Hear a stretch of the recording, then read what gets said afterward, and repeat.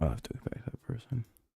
All right, I'm live. That's good. Up and moving. Yada, yada, yada.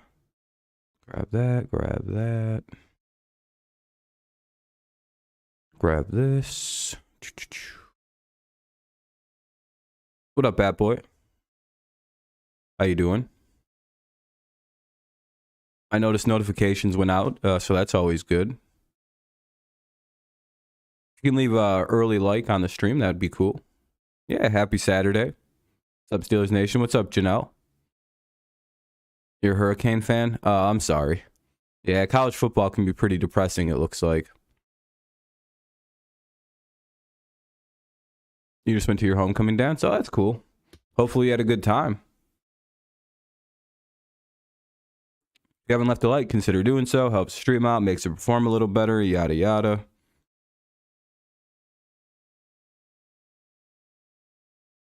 Alrighty. Sliding this over. Dang, this already has 6 likes. That's pretty solid. There we go. That'll help get some people in.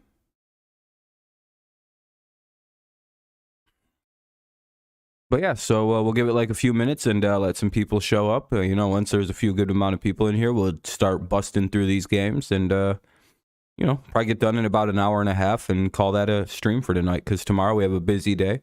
We have the Lions versus the Patriots, and then we have Sunday Night Football as well. So, should be a pretty good full day. Plus, some good other games to keep an eye on.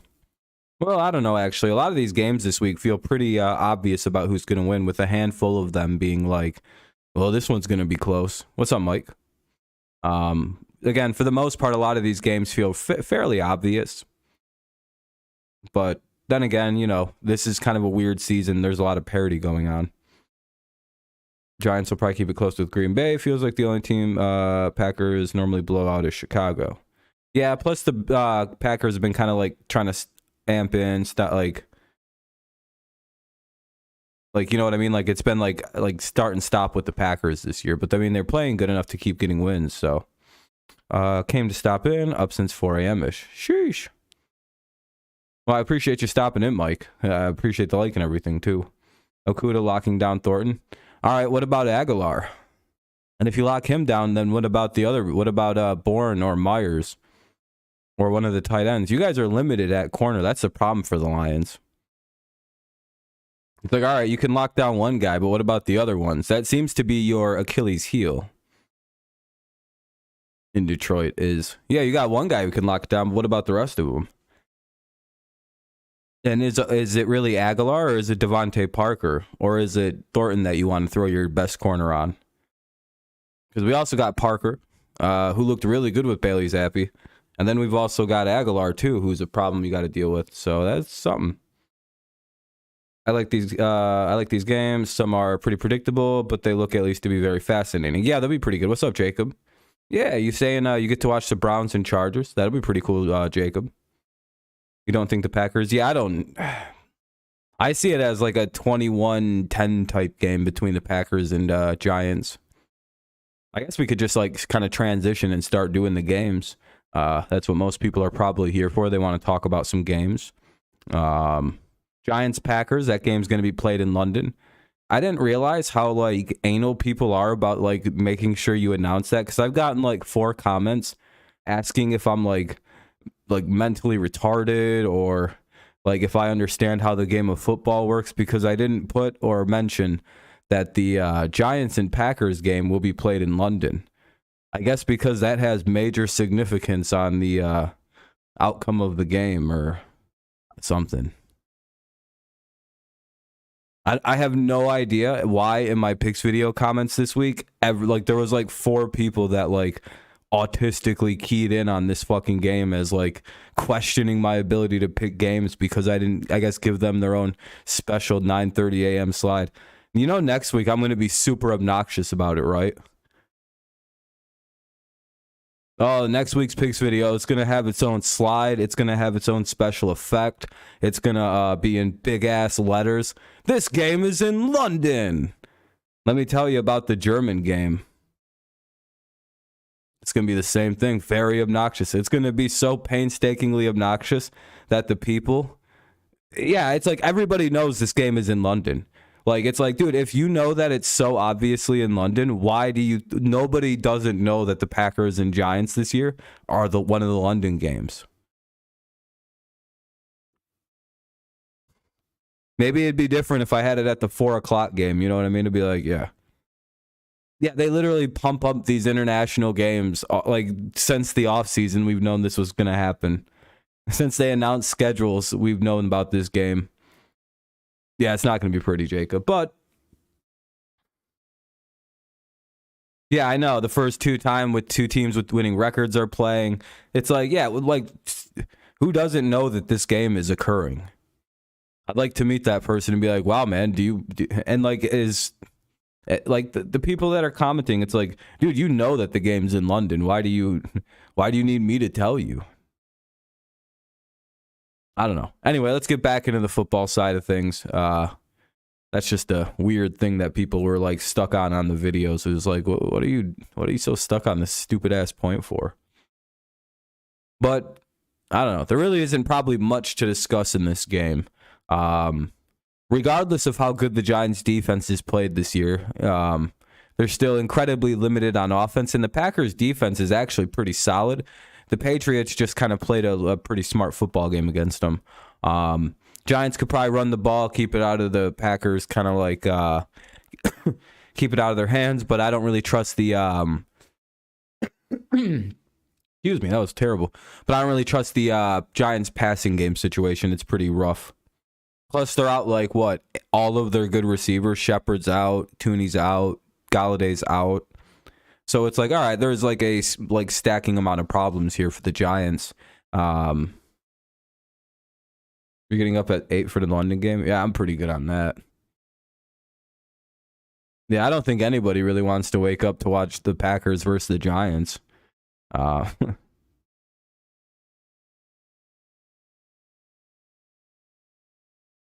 You're waking up until 11 at?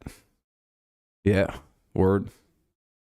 I'll probably be up at like 8 or 9 o'clock, and I'm going to play GTA for like an hour, and then I'm going to do some homework, and then get fantasy all set, and then get ready to stream.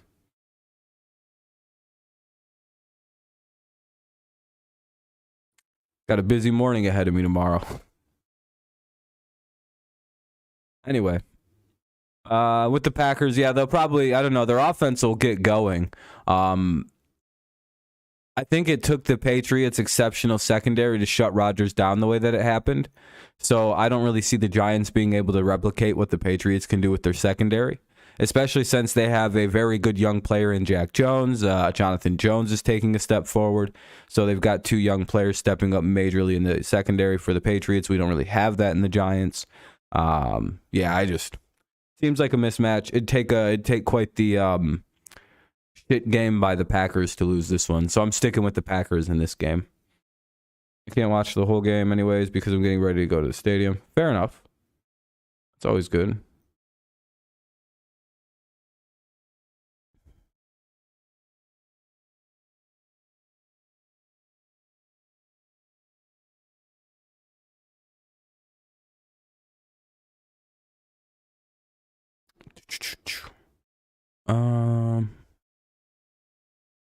We're all thinking Packers here. I don't really see anyone picking the Giants. Hey, we have 7 likes. That's pretty solid.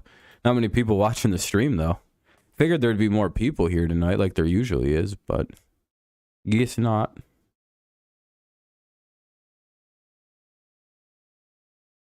It'll probably pick up. This stream's weird. It's only been on for about 10 minutes, though. All right. Steelers and Bills. What's up, Breaker? Because he's probably off some perks.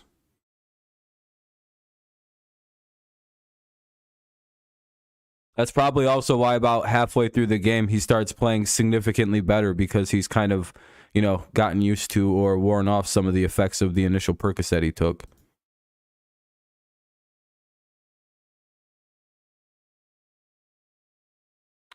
Not too much explanation to do with the Steelers Bills. If Watt was playing, there would be more lightning to spark. Yeah, I don't really see the Steelers being able to compete. Again, it'll probably be pretty exciting watching Paquette get to start his first game. The Steelers might be able to keep it annoyingly close versus the Bills because the Bills haven't really been playing to the best of their ability the last couple weeks. Their offense has been kind of so-so, and defense has been great, so they'll probably shut the Steelers right down. But again, defensively, offensively, the Bills have left a lot to be desired. Should the Ravens have not shut down last week like they've been doing all year, they probably lose to the Ravens. So the Bills 40. I don't see them scoring 42. The problem is the Bills' offense has just been dead in the water lately. When you can take away what's up, Ven? When you can take away Diggs and they don't, because right now they don't really have anybody to work with. Knox is out. I don't believe that they're going to have. Davis is playing, but again, he's dealing with several injuries. McKenzie's out. So again, they have a bad running game. There's a lot going on with that team. But again, you got to still deal with Allen, and you guys, I don't really trust your guys' offense against their defense. So that's why I'm going with the Bills. What's up, Tom? How you doing, boss?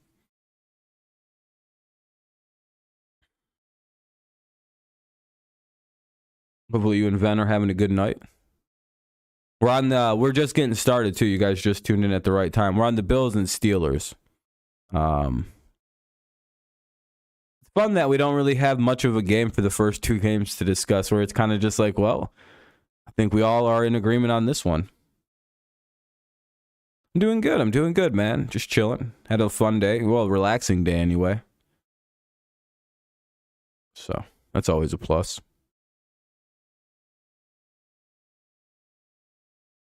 All right, though. We should probably move on to something a little bit more exciting game-wise because no one really cares about the Bills and Steelers.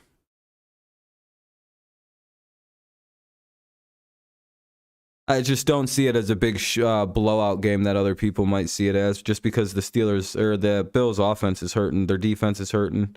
But again, and I got a few questions about Ken Dorsey as well. I don't know if his play calling is as good as it needs to be for them. Oh, I'm excited about the Patriots. We'll get there. But yeah, I'm pretty excited to see what Thornton can do in the offense. I wonder how it makes teams' coverage change up a little bit. Will that open up Aguilar? Will that open up Parker? Will that open up the tight ends? It really adds a complexity with the speed in the Patriots' offense now.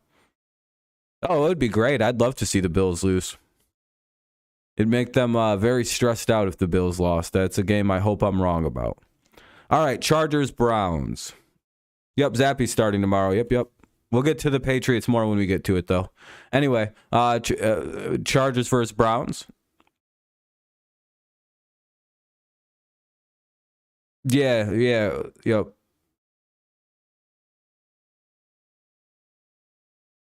But yeah, Chargers and Browns. Things are looking more in favor of the Browns in this one. Chargers-Browns was so amazing last year. Even with Brissett, they can still make it a good shootout of a game. Both offenses are very deadly. Not really. The Browns couldn't throw the football at all last week and had to depend entirely on the run. I think they had to run for like 200 yards and they still lost the game and struggled to score 20 points. I think the problem with quarterbacks like Brissett, with quarterbacks, who else is a backup that's overperformed? Cooper Rush. When you have guys like that as like your starting quarterback, that's not exactly like a recipe for long-term success in this league. Especially once there's 3-4 games out there with the guy playing with the team, it becomes a lot easier to understand how they work within the offense, how the player works within the offense, how things kind of operate within the offense. And I think with guys like Brissett, I think they have a very limited window. And last week, I thought we started to see that window against the Falcons kind of close. Because again, he's a good backup, but you don't need a backup starting for like 11 games. or more than 5 games. It should be like a quick spell, and then hopefully he wins those 2-3 games. Like he's done fairly well getting to 2-2, but does a real quarterback lose to the Falcons last week? Yeah, figure him out, basically. And I think Brissett's at that point. I think we'll see if Cooper Rush is at that point. I personally believe that we've found that point with Brissett. Yeah, I don't think Keenan Allen's played in a minute. I don't think he played last week, did he?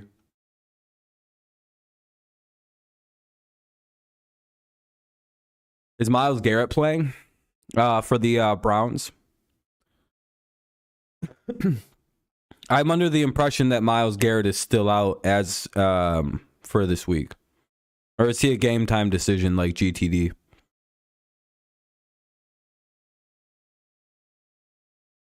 Yeah, I was going to say, I don't think Allen played last week, and they scored just fine without him, so.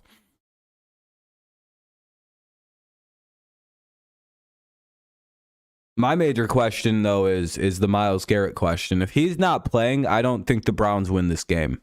They are a fundamentally different defense when he's not out there. They can't get pressure. They can't stop the run with him out there.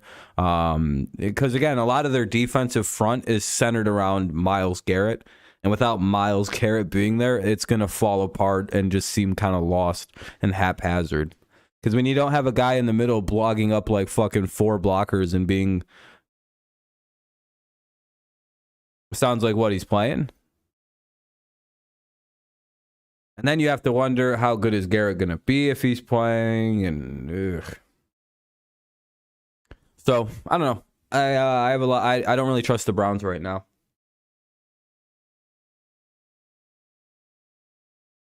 I did not like the way that their offense looked against a pretty, not that great Falcons defense. I thought Brissett looked pretty figured out anyway. Maybe that's just a bad game against the Falcons, the mighty Falcons defense with all them superstars on it. Here's a fun challenge. Can anybody here name a single player on the Falcons defense?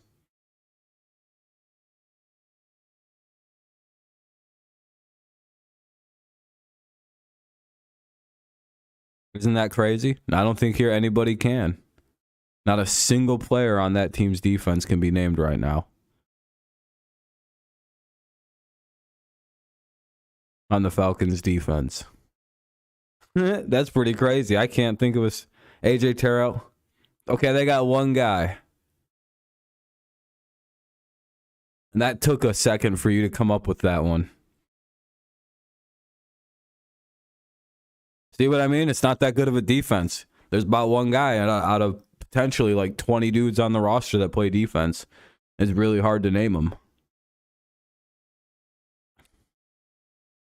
So that's just mainly my point here is that if that defense figured out Jacoby Brissett, you're just putting out random last names, Rake. I know what you're doing.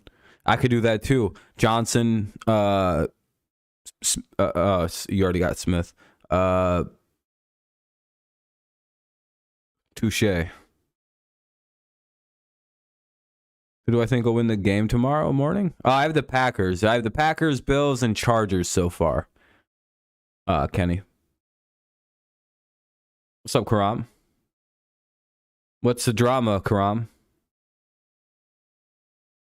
McCringleberry. You got McCringleberries. You got Clinton Dix. You got your Clinton Dixes. You got your Gays. All kinds of good guys in the NFL. All right. And then you have people with the last name Gay. Ha ha ha. Packers have never played England. Well, there's a first time winning for everything. I just don't really trust the Giants offense with no wide receivers whatsoever. And like the only thing they can do is run the ball. You know what I mean, Kenny? Like the only thing they can do is run. So the Packers have pretty limited things they have to plan for in this game. If the Giants win the game throwing the ball, it's an absolute like London miracle in my opinion. But anyway, so yeah, I'm leaning Chargers here. with the Myles Garrett being like questionable at best if he does even play, their defense was just not very good. I don't watch or fuck with TPS at all. They're kind of garbage. Yeah, me either, Mike, with the Giants. It's crazy. But the Chargers and Browns, without Garrett, without Clowney being at a pretty good health, we've seen how like susceptible to giving up yards and points they were to the Falcons, despite being a really good defense. It's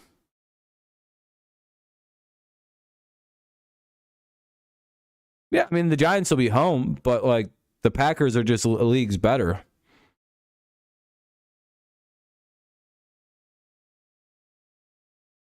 Like I don't even think it's like, in all honesty, like who is in their secondary that's going to stop Aaron Rodgers from just throwing it all over them? And if the Packers then decide that the Giants are like keying on the pass too hard, they can just give it to their backs. Like, I don't know.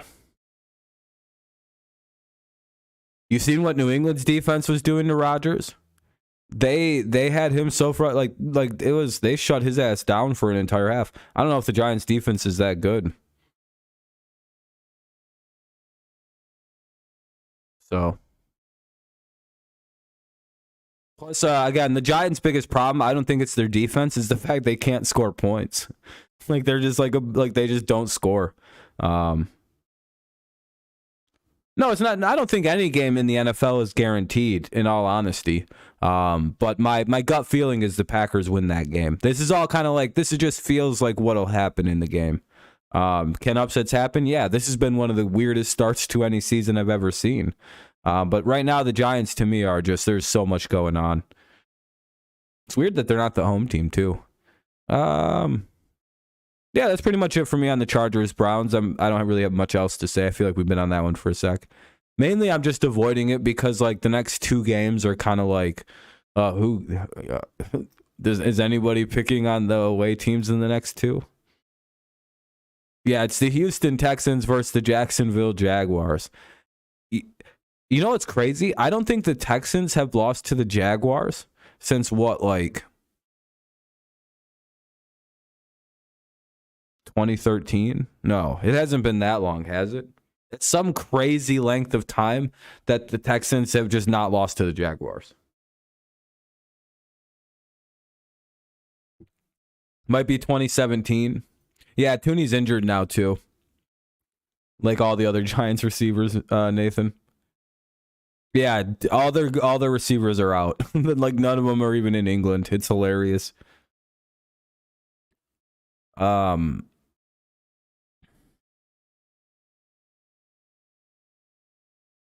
Probably the Giants. Jets will fluke their way to like 4 wins this year, maybe 5. But other than that, I don't really see much out of them. Giants are already halfway to 5. Like they're pretty much going to get there.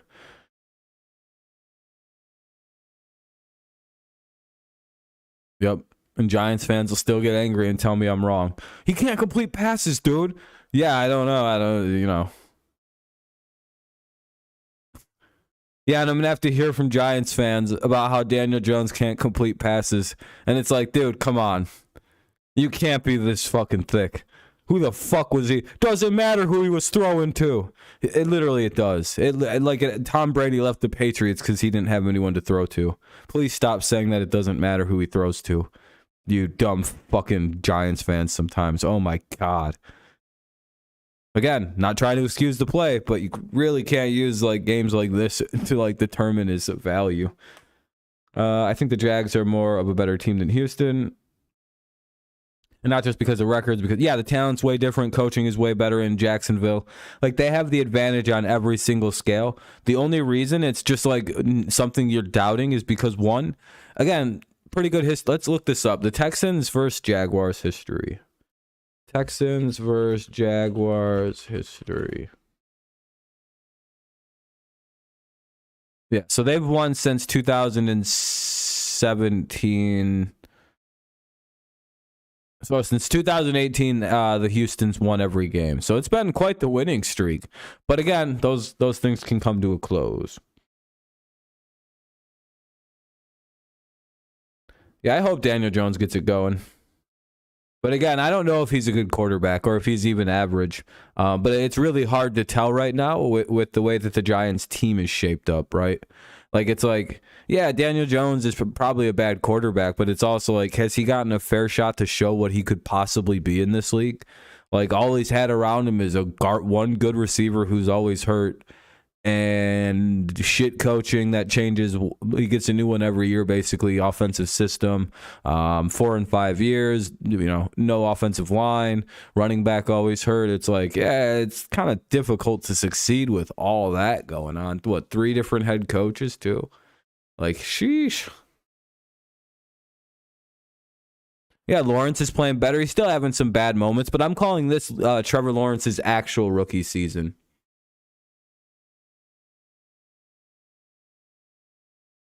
Like Trevor Lawrence looks like a rookie quarterback making rookie mistakes.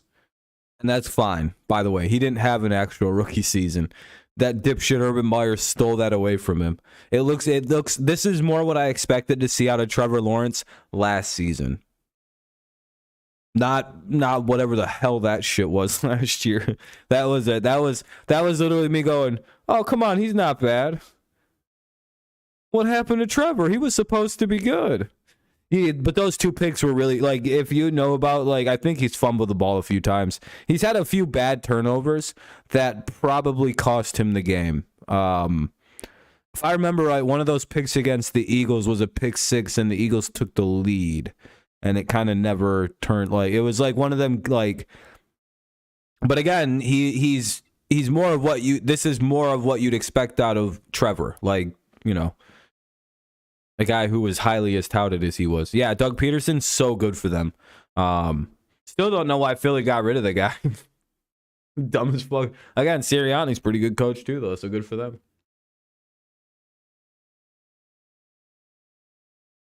Philly's nailed their last 2 coaching hires. Christian Kirk, worth every goddamn penny they paid for him. If you ask every Jags fan, they will be like, "Oh, he was worth every penny and more. I hope we give him more money. He's fixed our team."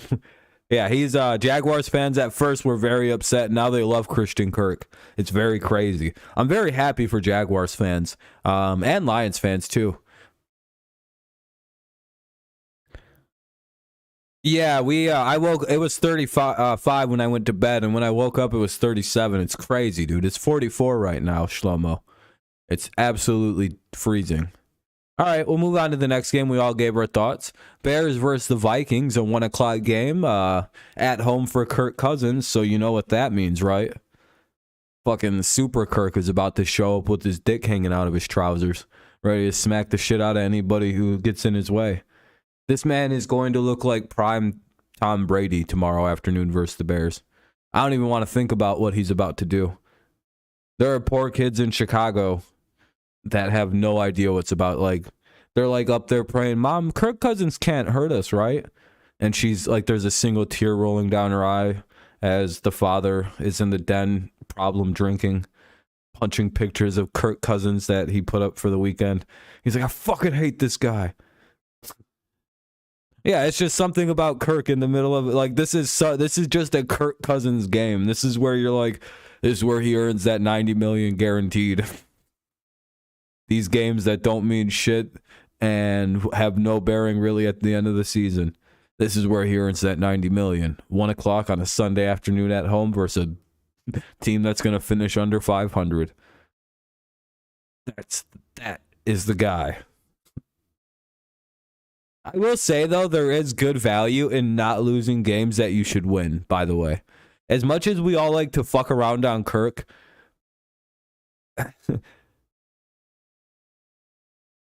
it's like, yeah, it's funny that he only wins these games, but it's also like, he could also lose these games, right? Like, and not play it. Like, he could be worse in these games, and that's probably worse.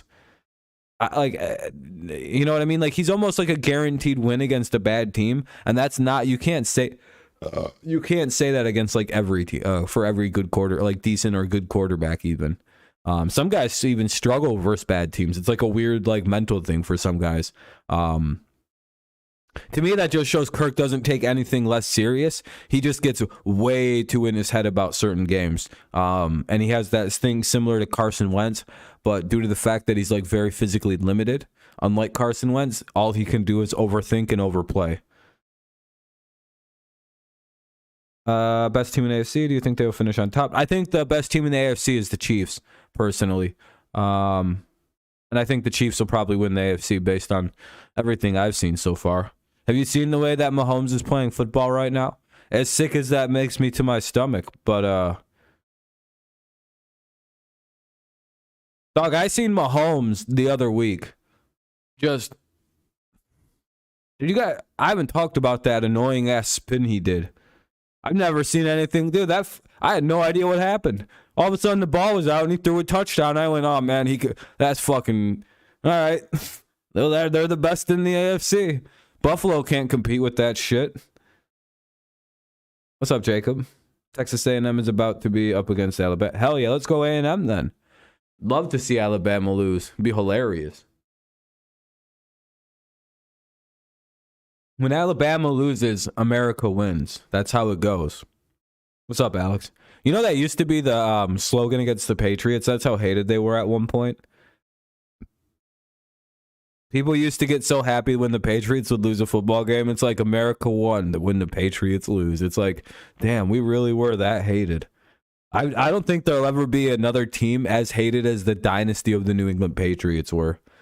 That shit was crazy.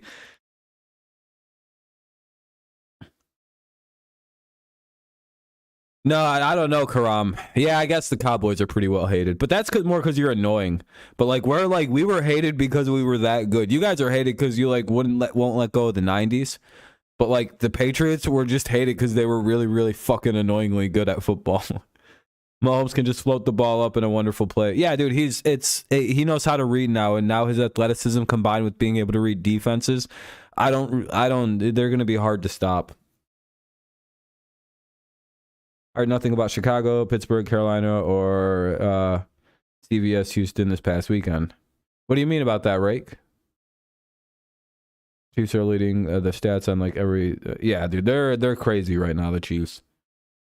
They scored 40 in 2 games. It's pretty insanity. So 80 in just 2 games combined. 4th and 18 for A&M. Ugh. Chiefs, probably. They'll be in the AFC Championship, and then it's kind of hard to figure. So I guess we're all probably picking the Vikings. I don't really see anybody making an argument for Chicago. I think I haven't seen Shlomo. Yeah, I don't have any idea what CVS is either. I know it's a store, and they sell dick pills and shit, and opiates. But other than that, I don't really know what you get at the CVS.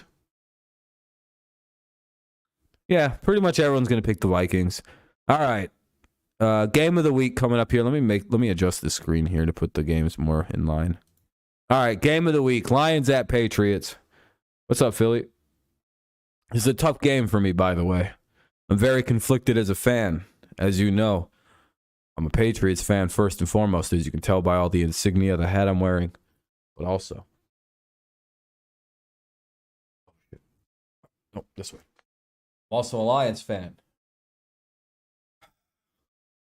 Imagine my shock when this game has to happen for every 4 years. I had to experience this about 3 or 4 times as a fan. Probably 3. I think I missed it the first time. Don't really know who to pick here. On one hand, the Patriots are playing a young quarterback in his first career start in Bailey Zappi. They are the home team. But again, they are without Mac Jones. They're without their starting offense. But on the other hand, they looked really good without him last week. And then you look to the Lions. One of the best offenses, I think the number 1 rated offense in the NFL is the actual Lions. Right now, that's Jared Goff's Detroit Lions are number 1. Crazy fucking stat. I know. I think they're the number 1 scoring offense. And I don't know about yards, but scoring wise, they score a lot of points. But the problem with the 1-3 Lions, they've scored 141 points, which is pretty fucking crazy. They've given up 141 points. which is, I believe they are 32nd ranked in every single statistic for defense, which means they are, not only are they a bad defense, but they're like the worst in the NFL. Yeah, their defense is bad, and I think they make a lot of very odd coaching decisions that will cost them in close games. Now, when I weigh the odds and pros and cons of this entire game, Detroit. I mean, hey, a lot of people are going to like the Lions in this one because, again, the Lions score a lot of points. The problem with the Patriots right now is if this game breaks down, can the Patriots stay in the game? Because, again, the Patriots play a pretty good defense. They held Aaron Rodgers to 24 in regulation anyway, 27 if you count the field goal. They held the Dolphins to just 20 points when other teams really probably haven't been so good in doing so. The only other team would be the Bills, who you would probably say have a pretty solid defense. So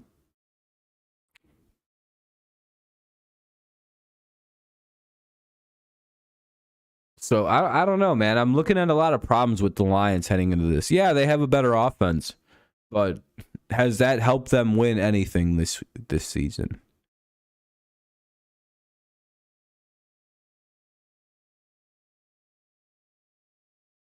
Genuine question. Has all them points helped them achieve anything other than 1-3? The same record as a team that's dealing with numerous injuries and has almost beaten multiple playoff teams.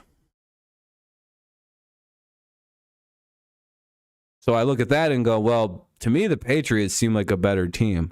Quality of opponents losses have been the Dolphins, probable playoff team, the Ravens, probable playoff team, and the Packers, probable playoff team. Look at the Lions. They've lost to the Vikings in a game they should have won but blew it.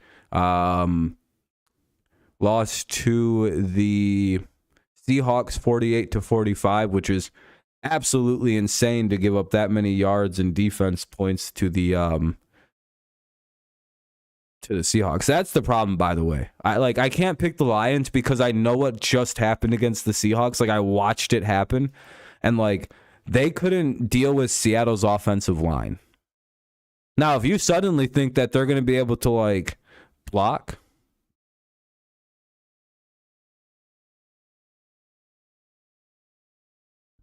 okay, so did you think that Seattle would be able to keep up and score like in any capacity if it broke out into a shootout? Because I sure didn't. I didn't think Seattle had any capability of keeping up with the Lions if it became a shootout. And the Lions proved me dead wrong because they can't stop the run. They can't put pressure on the quarterback. They can't defend outside of Jeff Okudah on passes. So I don't know. I really see the Lions having a big problem in this game, stopping the run. And then I see the Patriots, knowing that the Lions can score a lot of points, keeping the ball away from them.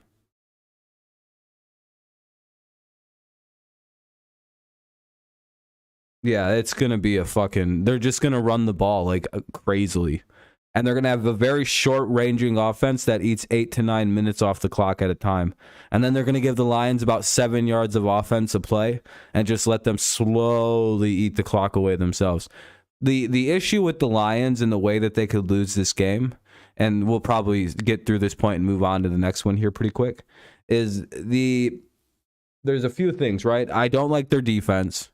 So I always like to look at the key things to a game, right? All right. Let's break this down. Number one, offense. We'll give it to the Lions. They got one up on the Patriots right now. Defense, Patriots. Special teams, I'll give them both a point because, again, the Lions have a very good special teams, but the Patriots are also a special teams, masterclass usually. And they seem to be this year as well. It's been one of their more impressive units. Same with the Lions. So they both get 2-2. That's kind of a draw. They both have very good special teams. Coaching, Patriots. Sorry, that's the wrong side. I have bad vision. Patriots.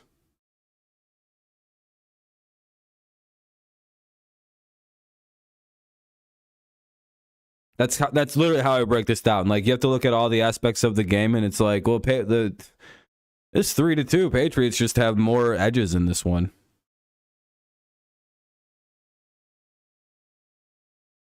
Yeah, again, should the Lions win this game? Would I be surprised if the Lions win this game? Absolutely not. The Patriots are playing a guy in his first career start against a team that's desperate for wins, with a pretty solid defensive pass rush when it works, if it's working. But again, man, there's so much going against the Lions. It's just, if Dan Campbell was a better coach, I would probably pick the Lions in this game. I'm not lying I'm not kidding. A better coach would beat the Patriots in this game. We are going to learn a lot about Dan Campbell and his ability to, he should win, right? Like, this is a game he should be able to steal from the Patriots. But, I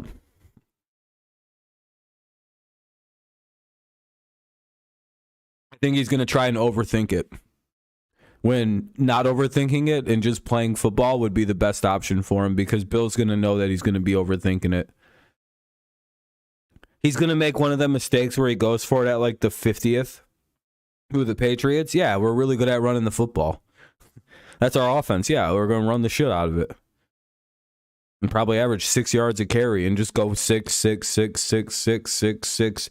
And like we were doing against the Packers, if you watch that game, the Patriots never hiked the ball inside of 5 seconds on the play clock. Everything was always 5 seconds, 3 seconds, 1 second, 2 seconds. We were running that. We were milking the clock. Ain't no way we're not going to do the same thing against that fucking offense. Want to know how you lose to the Lions? Let them have the football. So you know what the Patriots are going to do? Don't give that goddamn offense the football. That's how they win football games. Keep it out of that damn team's hands. Then that's a sign of respect, by the way. If your game plan is just don't let them get the football, that means that there's really no stopping that offense, and I don't really think there is, other than just keeping the ball away and praying that you force a bad pass or something from Goff and picking off any mistake that is made. I watched, dude, their offense is unreal. They just move so fluidly, and there's so many guys to cover. It's almost impossible. It's just, you got to hope Jared Goff makes a couple mistakes and, like Seattle did, capitalize on those mistakes. Anyway, let's move on from this game. We spent a lot of time on it. This is how my picks videos always take so long, by the way, because I'll be cruising along through a game, and then all of a sudden I'll look down and be like, damn, I just spent 6 minutes on the fucking Patriots again. And I repeated myself a million times. Damn it. All right. Anyway, Seahawks and Saints. Well, there's a bunch of shitty games coming up in a row, so I don't really feel bad about, kind of taking a minute on the good ones. Really, the Lions and Patriots isn't even that good of a game. It's just like, dude, you're the only one who cares that much about this game, right, Rob? No, we all care about it that much. Right?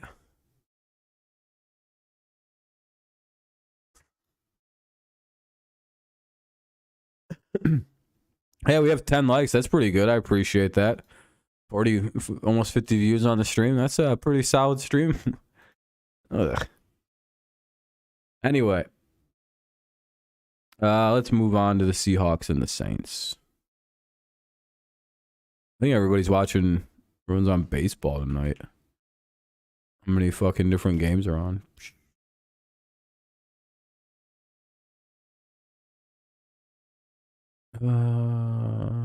We got the Mets and Padres, Phillies, Cards. Uh-oh.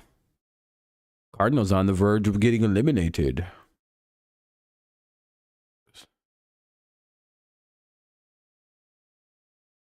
All right. The Lions are? Well, that's cool. Anyway, Saints and Seahawks. Geno Smith versus, I believe, Andy Dalton.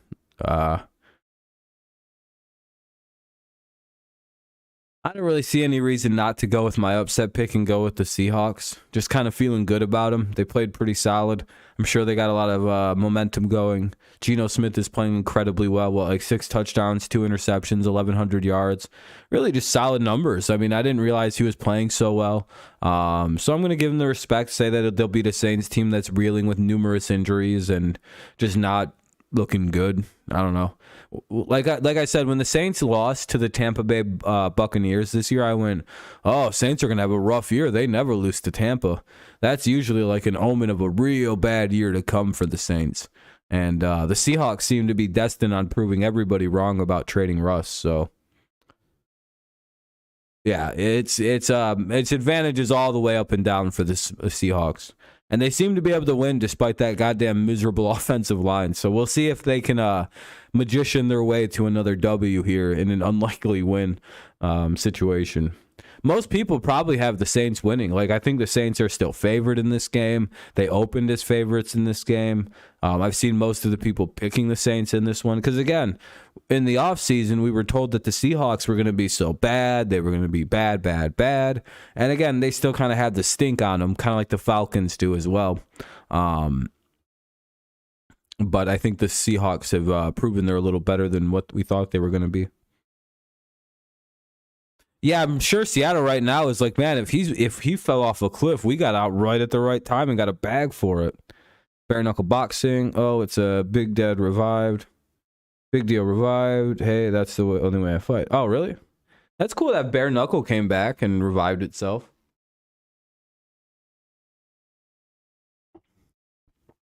Just sucks that you can't really get any long-standing stars because everybody gets pretty hurt in that shit and they got to leave pretty rapidly.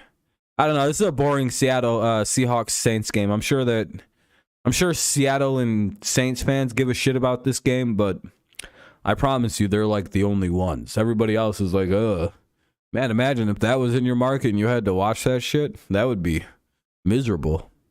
Anyway, Dolphins versus the Jets. Ooh. Big exciting game here. By the way, if you haven't left a like, consider doing so, and thank you if you have already. The likes help with getting people in here, kind of pushing the stream and getting people in there, watching, looking, all that other YouTube jazz.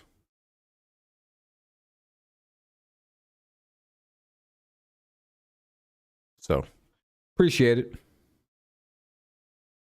So does the chat, though. That helps too. I think it's just interaction. Anyway, Dolphins will be starting Teddy Bridgewater. As we know, Tua is out with a concussion. Jets coming off a win last week as they were able to magician their way back into another game and have another unlikely comeback. But this week, they face a team that has a defense that really can't be fucked with. I don't know. I feel like people are overvaluing the Jets right now. The Jets played awfully until like the last play of like the last drive of the game. The Jets played a very bad football game.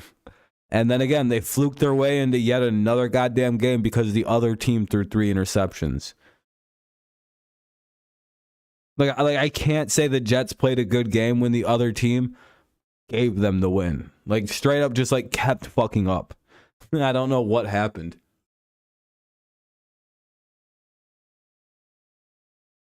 And it wasn't even like bad. It was like bad, embarrassing interceptions, like right off the receiver's hands every time, and passes that should have been easily reeled in. Like there was no excuse for it. Maybe the Jets can fluke their way to a third win. It's not that crazy. But I don't think the Dolphins defense is bad enough to give up that kind of a game. They've been able to shut down numerous teams this year, except for really the Ravens, who seem kind of hard to stop. But they shut the Bills down, Patriots down. Didn't do so good against the... I don't really count that fucking weird Thursday night game, because that was an awful game. It was well played, but again, it was awful, as in like Miami was clearly very tired from their long ass game the week prior, where they had their defense had to play like 100 snaps or something. That's pretty crazy. I don't know. I guess I just don't see the Jets as a good team yet. Like I haven't really seen anything that's made me go, oh wow, they've got it going. I'm like, I've seen a lot of bad play and then them just kind of like worm their way back in at the bitter end because of bad play by the other team. And it's like, well, they didn't win the game. Kind of feels like the other team literally just blew it. They didn't know how to put the final ending on it. They couldn't deliver the coup de grace for whatever reason. They couldn't get like one more yard on a lunge. Yeah, we had the Jags winning. Can't imagine they'd lose to the Texans. I mean, they haven't beat the Texans since 2017, but they can probably win.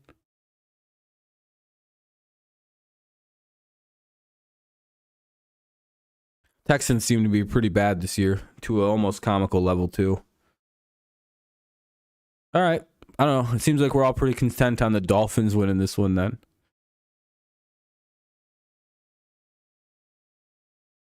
Coin toss Raker says. Yeah, fair enough. All right. I guess we can move on to the Falcons and Bucks unless somebody has anything else here.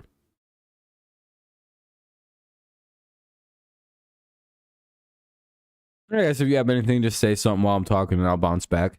Both the Falcons and the Buccaneers find themselves at 2-2 records heading into this one. Still at 1 o'clock games, by the way. You got the Steelers beating the Bills.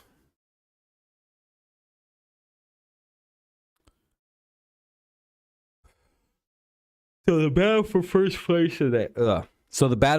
place in the AFC South is between the Buccaneers and the Falcons as of this week, right? Winner of this game takes first place for a week at least.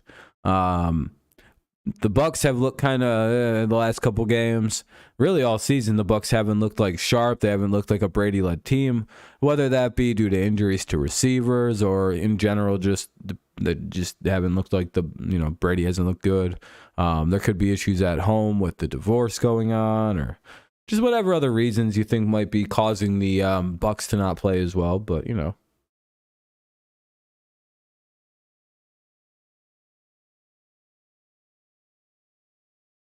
Really?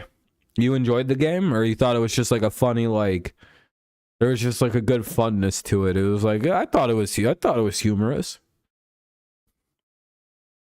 Because you're very much alone on that thought. So it's interesting to see that sentiment expressed about that game that I would say a lot of people say was the worst football game they've ever watched.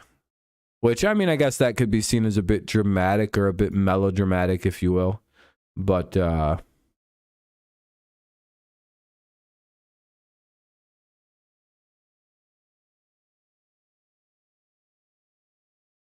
I don't personally think so. To me, it was one of the worst games I've ever watched.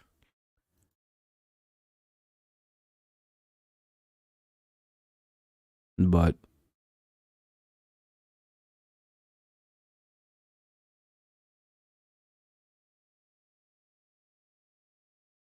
all right.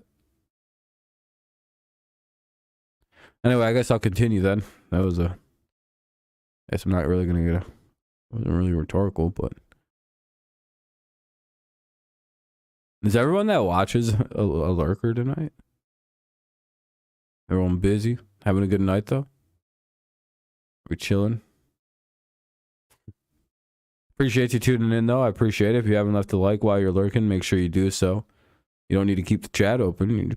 You close it down real fast and press like and then pop back open so you don't miss anything. It'll help. It helps the stream out. You know what I mean? Since you're not chatting, you could at least interact and unlike and then re-like it a whole bunch of times. So that way, I get a whole bunch of interactions. So it's like a bunch. It's like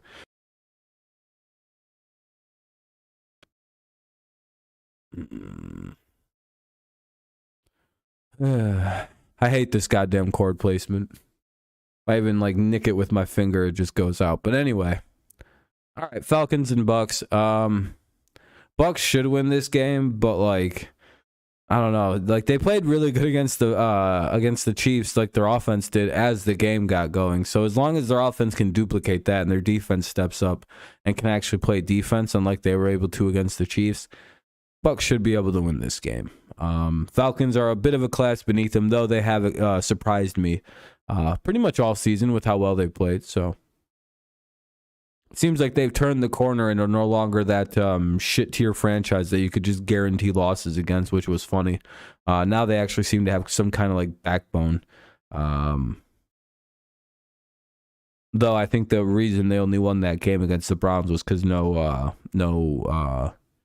Myles Garrett due to the car crash. So kind of a flawed, fluky win for the Falcons. So I got to see a win against a team that isn't dealing with their best team player out due to car injury.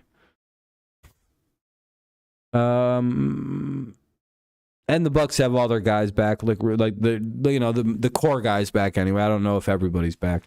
They've got Evans and they've got Godwin. They got Brady. They should be good to go, ready to roll. They've had a week together now as well, which they all look pretty solid in again. But the Chiefs it's hard to beat the Chiefs when you can only score 31 and they put up 41. Most times when you score like 31 points in a game, you probably win. You know what I mean? So. The offense did their role. It's just the defense kind of shit the bed for the Bucks. So that's something to watch heading into this one about the defense. Titans, Commanders. Who do the Bills play next week, JJ? Anybody picking the Commanders in this one? That's like the more interesting question. And then I would like to know why you're picking the Commanders in this one, other than I just like the Commanders. I don't really think there's an actual reason why you'd pick them. I guess you could be like, well, there's no Traylon Burke for the Titans. All right. Derrick Henry killed it last week. Oh, I didn't know he was running good again. Yeah, he seems to be all the way back. So like, there's always that part of my head where I'm like, oh. Then last week, we had them in week 5 last season. Cowboys beating Rams. We'll get there. Still a little bit up on the list. I think we're at the final 1 o'clock game of the Titans and Commanders. Letting people, seeing if anybody has any compelling argument as to why it'll go in favor of one way or the other.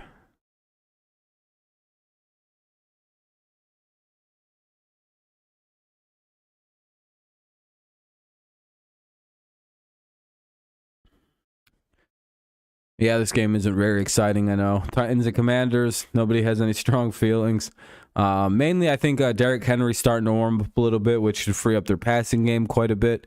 Which there's such a positive trigger effect from Derrick Henry being able to run that just makes the team seem to function better. As long as Derrick can run, everything moves in pretty good unison for the Titans. Because again, if Henry can take a focus off the defense, take a focus and put it on him, then it frees up something for Tannehill to get the ball out to. It just frees up a pass rush from getting to Tannehill blindly.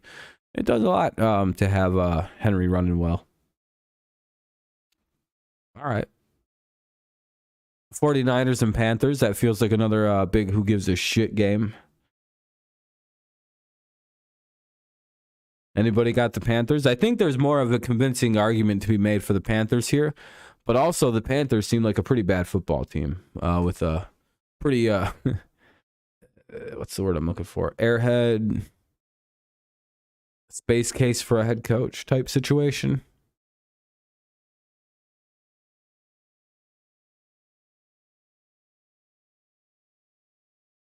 Just definitely doesn't seem like a whole hell of a lot floating around up there for him.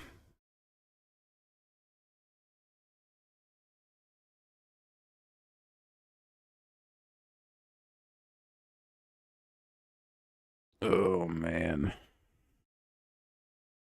And no one's really saying anything. This stream's kind of hard to do with no one talking.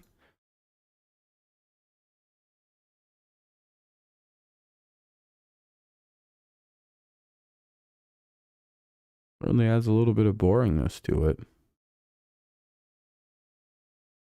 All right, well. I'll just power through the rest of these games and get the hell out of here tonight if no one's really chatting. Except for JJ. All right, anyway, 49ers, Panthers. What's up, Abe?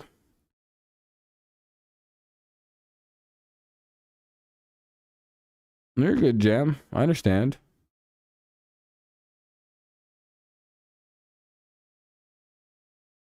Yeah, Rake, there's a lot of games this week where it's kind of like, like Titans, Commanders, 49ers, Panthers, You're good, Van. You watching the Padres Mets playoff game? I figured most people were just kind of busy.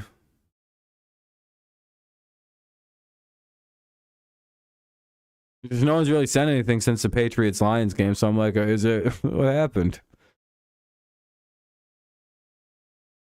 Can the Jets surprise the Dolphins? I don't personally think so, Miguel.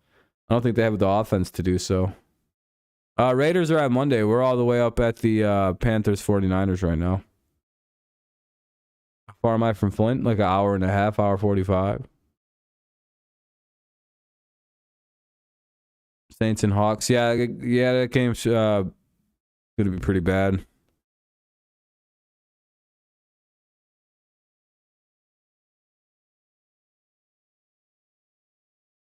Yeah.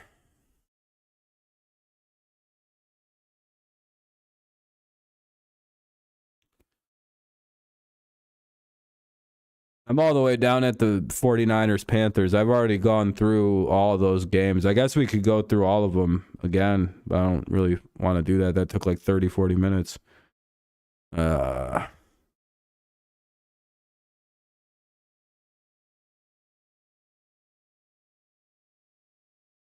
redoing everything I just did.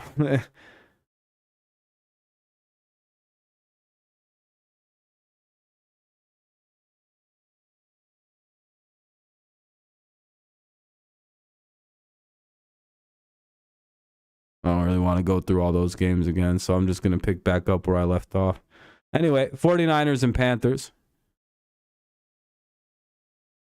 Yeah,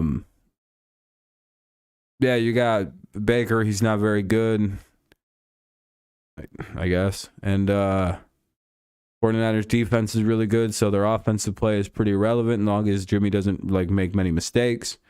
You should get many results like you got against the Rams last week where they can win just pretty handily with their defense and just enough on offense. So 49ers should win this game. Panthers kind of suck.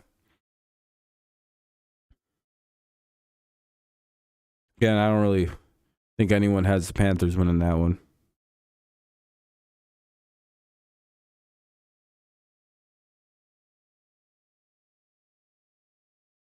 Darnold goes. Oh, the Darnold ghost. No, I don't cover. I don't care for any of that shit. I don't like the Giants or the Packers, so I have no reason to be up to cover that game. Oh, you lost bad. It was 49-0. Ooh, that is a pretty bad loss.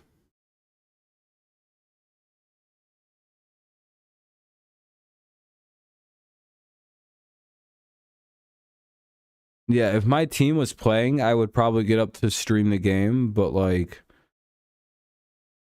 I have no desire to cover that shit.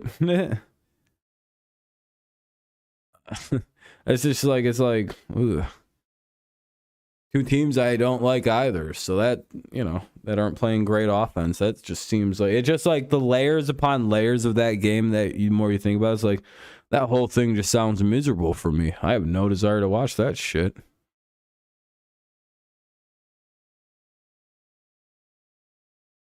Yeah, to watch him play in London. Yeah, it seems like silly. Yeah, that is true. It is the Packers' first London game, but I don't.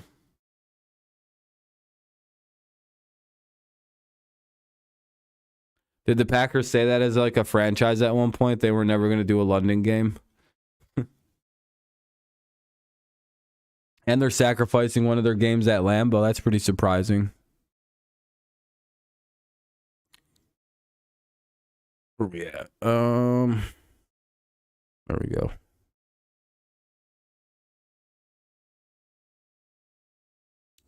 Yeah, that is kind of funny. That is the first time that two teams with winning records play against each other.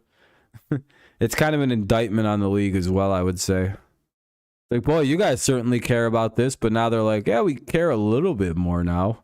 Now that there's actual like games in Germany too, they're like, I guess we should probably send them some decent games over in London. There's barely anybody watching.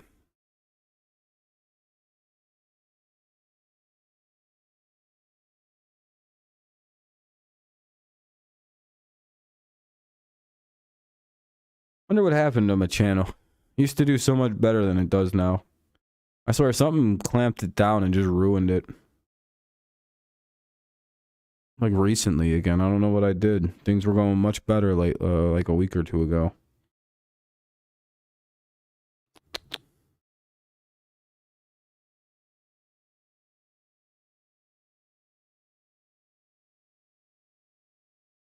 Should have went live a little earlier. That's all right.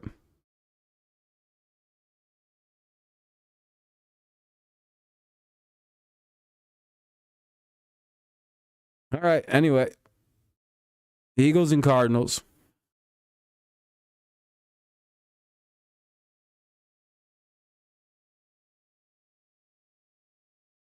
Yeah, it should be a pretty decent game.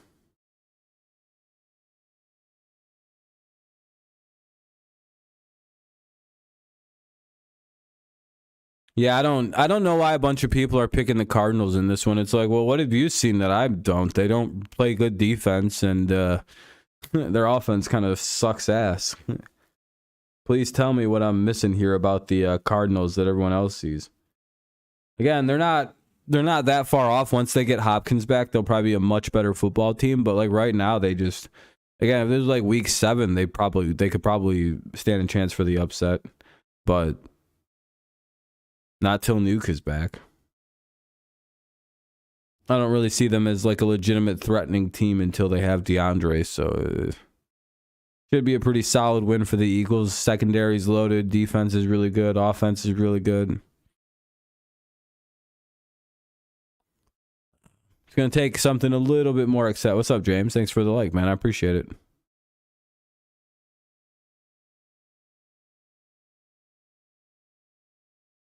Yeah, they Seattle feels like a good dog to take. Damn, all the way down to 5 people. Sheesh. Everyone's leaving.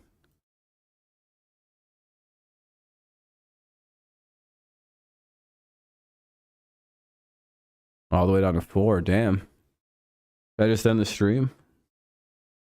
Seems like the more people that come in, like the number keeps going down again.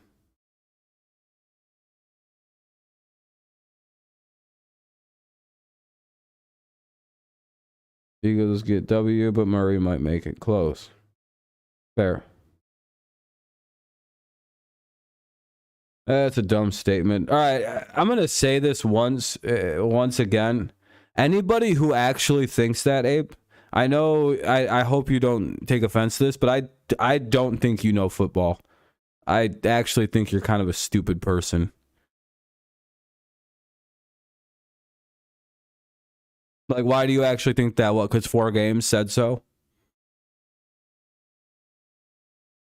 For a guy who's been on the roster for multiple years? Like, what?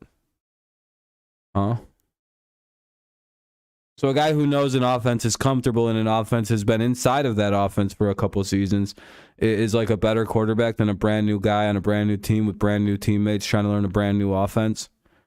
Oh, that's crazy.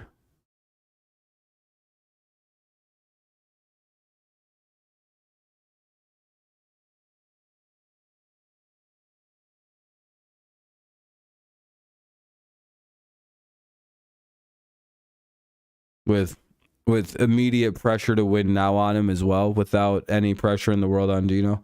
Like, come on, guys. Can we knock off these awful takes? Like, this isn't an ESPN chat. Like, I'm gonna fucking shit on you for a bad take like that. Like, what is that? Geno Smith is better than... You really think that Geno Smith is better than Russell Wilson? You really think the Seahawks were lifting Russell Wilson up that high?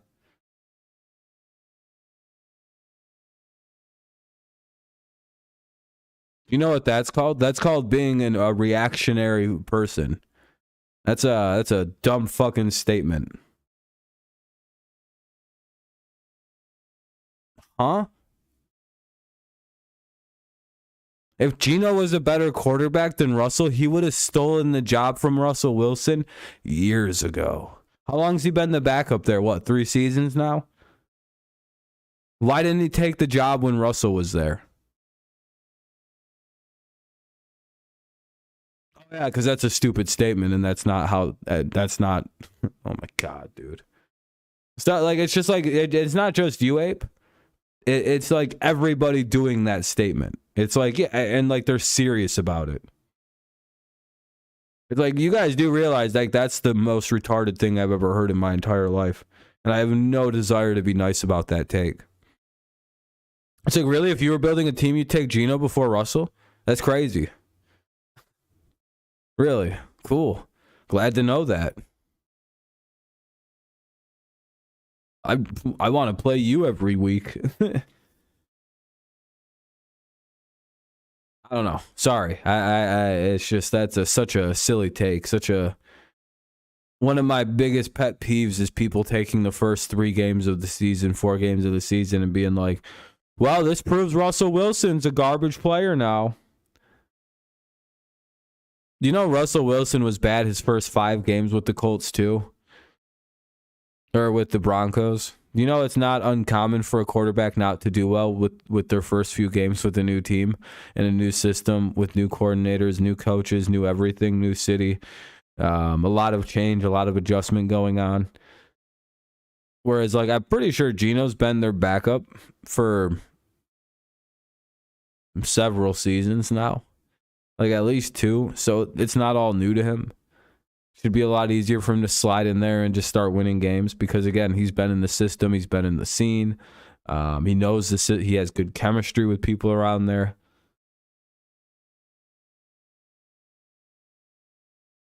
His coach isn't fucking incompetent. Like, as old as Pete Carroll is, he's a way better coach than Nathaniel Hackett could ever dream of being. So, again, you could say he's playing better right now. Sure, that's very true. But, like, people are suddenly acting like Russell Wilson's a bottom 5 quarterback in the NFL. It's like, what are we doing? What is this? I'm going to remember this. I'm going to remember how this plays. And every time a quarterback has a bad couple games, I'm going to go fucking all in on them. The way that I've seen people go in on Russ. Trust me. You'll never see, I promise. You know the Tim Tebow speech? Like the I promise speech? I should re-upload that and have a picture of Russell in the background. And it's like, I promise that no one is ever going to go as hard on a bunch of bitch-ass schools or on a bunch of bitch-ass teams like I will if their really good quarterback has a couple bad games in a row. I'll make sure I seem like the quarterback is no longer any good. Yeah, I don't know. It just seems like people like to tear Russell Wilson down. I'm not really certain as to what that is. It feels very odd. I don't think there's anything racial about it. Because, again, I think people forget Russell's a black dude sometimes. But, what's up, Liz? I think people just fuck with that dude because, like, he's such a, like, corny, good-going guy. Like, they feel like they can just be fucking brutal to him. Knowing he won't, like, the worst you're going to get is a strongly worded letter of discontent from Russell. From the desk of Russell Wilson. Dear jerk, you should go to heck, you big meanie bully. Signed, Russell Wilson. P.S. What color's your Lambo, you broke bitch? You broke boy. I learned that from Andrew Tate. Have a nice day. Love, Russ. He doesn't even sign it, Russ. He puts a big ass heart with like a goofy face on it. He's like, yeah, that'll get my message across. It's like somebody reads it and they're like, I don't know if he's mad at me or if he's just messing around. What do you mean? He says, go to heck, you big stinking meanie. Love, Russ, with the big heart with this goofy face. I don't know what this is. Russell calls. He's like, you hear the sound of a super soaker? You hear that? That's my gun firing in the background. It sounds like a super soaker, Russ. I might have to pull up. You hear it, you look outside the window and you see Russell Wilson with a super soaker on a bicycle ringing bells. He's like, I'm coming to get your bitch ass. You never see it coming, bro. It's like, Russ, come on, man. This is painful, man. What are you doing? He's like, Broncos country, let's ride. And he like a bunch of like 6-year-olds pull up with squirt guns too. And the guy's like, I don't want to deal with this. I'm going back inside, knocking the door. I don't know what fucking gay shit Russell's up to today. And that's my breakdown of the Eagles and Cardinals game. I'm sure that you'll find that to be particularly helpful. in your understanding of the Eagles versus the Cardinals?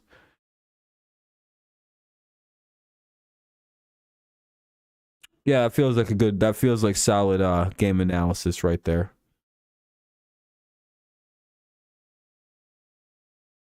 No, Russ wouldn't do that in the South Side, only in a gated community. Do you think Russell Wilson goes to a... Come on, man.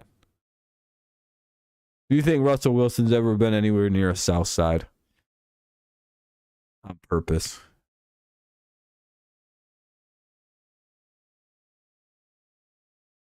That dude probably went to church parties in college. Like, he didn't go to, like, the actual parties. He would just show up at, like, the worship centers and stuff on Fridays and Saturdays if he didn't have games. He'd be like, oh, yeah, this is a good time.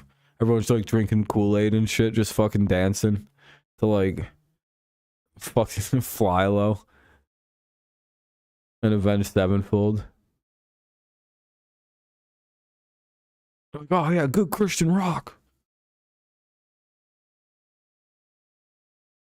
Yeah, Eagles will probably go 5-0. All right, last non-primetime game of the week will be the Cowboys versus the Rams. This is probably what you would call America's game of the week. Cooper Rush versus Matthew Stafford.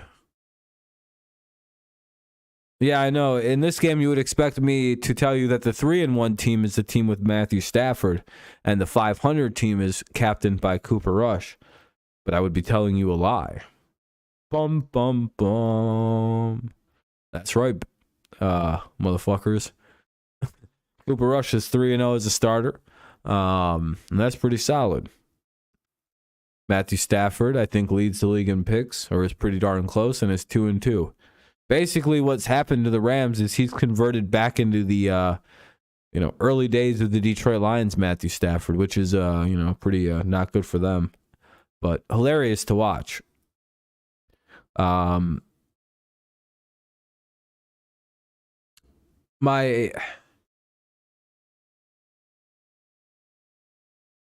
on. All right, my initial thoughts on this one, right? I think the Cowboys will be able to stay in this game because I think their defense is incredibly it's somehow like underrated and overrated, or like perfectly rated at the same time. Like, everybody knows they have a good defense, right? But like, I don't think people realize how good it actually is. So like, it feels like everyone's like, oh yeah, they have a really, really good defense. But I'm like, I feel like they have like a top 5 like elite level defense right now. Especially with Micah Parsons playing as good as he is. That guy's playing fucking cracked out right now. The Rams, I think you could easily see the upset alert. But again, I think the problem for the Rams, again, doesn't come, or for the Cowboys, doesn't come anything to do with anything other than the quarterback. And I think now that we've seen Cooper Rush for a couple games, there's a book out on the kid now. He's had 3 games of tape. He's going up against a team that can play some of the better defense in the league. I think the clock has struck midnight on the Cinderella story of Cooper Rush. Much like you've seen with Jacoby Brissett earlier, I think there's like a certain time limit that these guys can last for. And I think we're about at the end for a guy like Cooper Rush. Again, if he can get past this and beat the Rams, Cowboys have an actual weird decision that they have to make. But I think this is a game where the Rams can really lay this to bed, kind of get themselves right after a tough loss to the 49ers, which they're going to be wanting revenge. And it's always tough to play one of these NFC West teams after they play a frustrating game versus their division. I'm pretty sure they win a lot of those games because, again, the NFC West is one of the craziest, weirdest ruled divisions where it's like no matter how bad a 49ers team is, they'll always like blow out the Rams. So it's kind of hard to use like the 49ers as like a weird way to judge the Rams.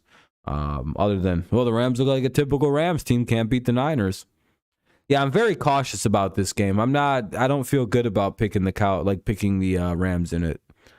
But again, I also don't know how long we're supposed to think that Cooper Rush is going to be serviceable as a backup. It's like, well, nobody knows who the guy was until like a week, until he won that first game. So to me, it's like there's probably a limit here. And unfortunately, again, it's been fun with Cooper, but I think we've unfortunately just kind of hit the wall with the guy.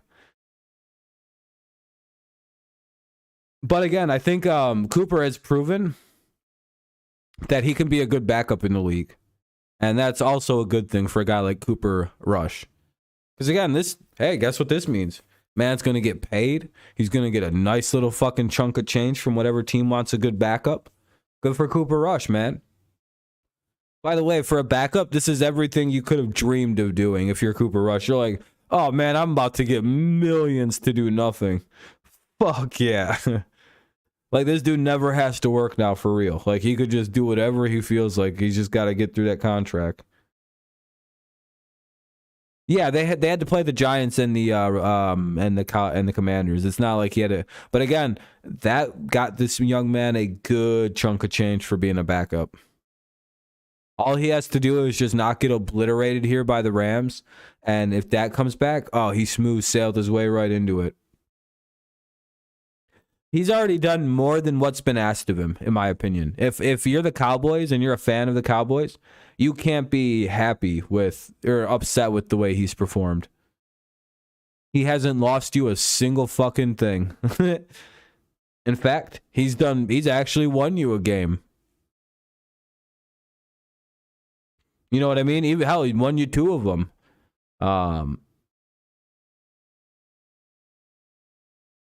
So again, he's done everything you could ask of a backup.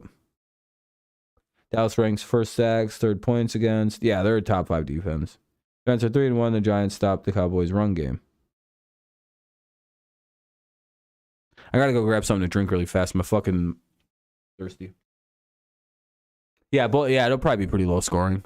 Especially since the Rams kind of suck.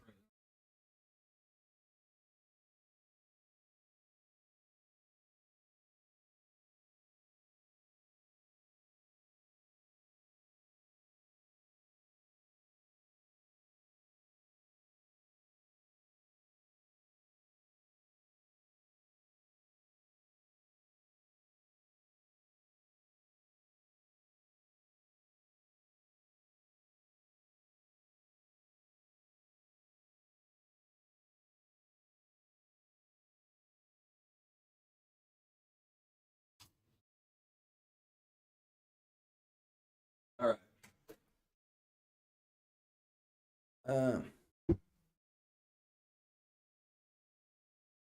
Alrighty, let's continue on then, huh? Unless anyone has any final thoughts on this game. If not, we'll probably go on to what'll be the game of the week.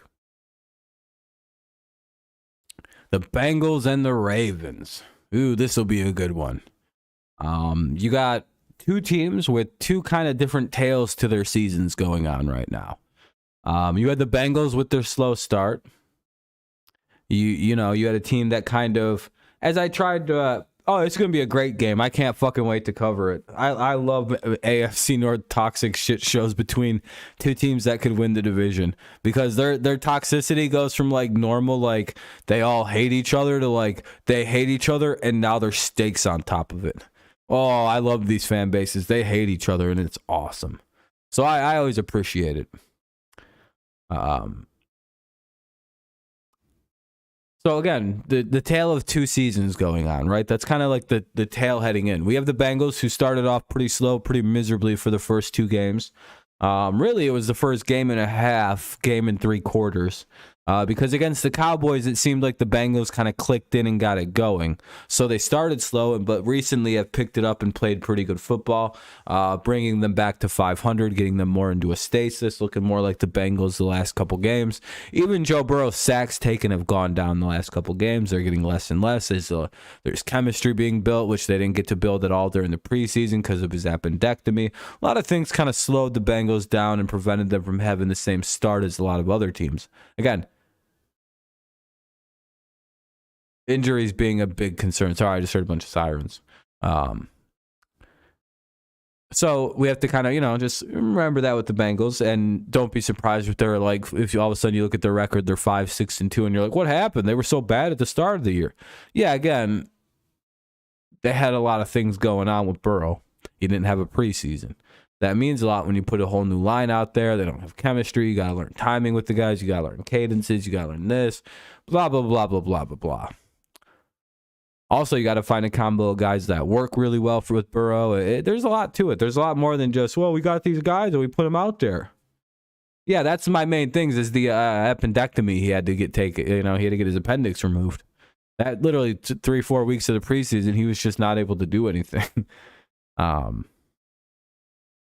So consider that, and the Bengals seem to have their sharpness put back in there. There seems to be some crispy flair back into their offense that was missing. The timing, it seems to be a little bit tighter now. The Ravens, they play the first half of every game this year. Like they are again, tale of two seasons, right? That's the Bengals tale. Now we look to the Ravens' tragic tale of 2-2. They should be undefeated, really. They should be the best team in football right now based on the way they play one half of every game this year. If you stopped watching football if you were a Ravens fan and you only watched the first half of games, you would have no idea what's going on. You'd be like, we were leading every game by almost 3 touchdowns. What happened here? Man, my nose is so itchy.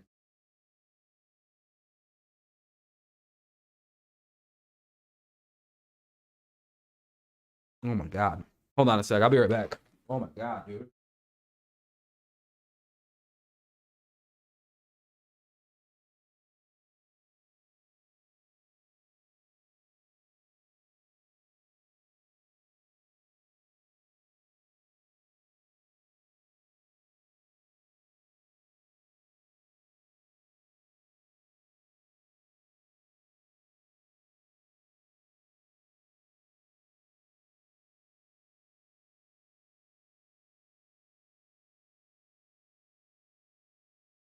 Anyway, that was annoying.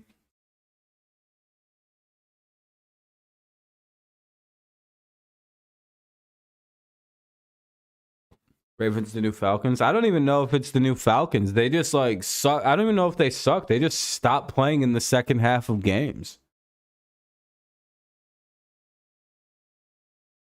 It's not even true about their secondary because their secondary plays for one half of the games like they can't be stopped. I literally don't know. I've never seen anything quite like it. It's not even like Falcons bad. They literally have blown every game except the Jets one.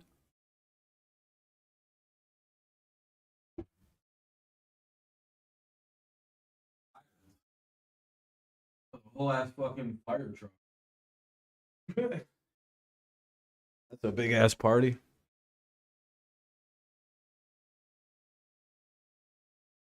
I just don't know what's going on with the Ravens. If it's like coaching, a scheme system is wrong. I don't. Yeah, and they could have won that game if they would have just held strong and not fucking and like covered guys. Like that, like what happened with Peters? He just stopped being able to cover Tyreek Hill in the second half of the game.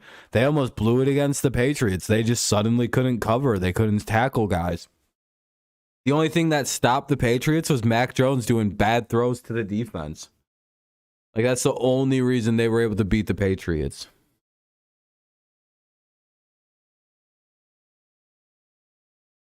Like, I don't know what happens to the Ravens in the second half, but other than against the Jets, they've blown every game and almost blew it to the Patriots, too.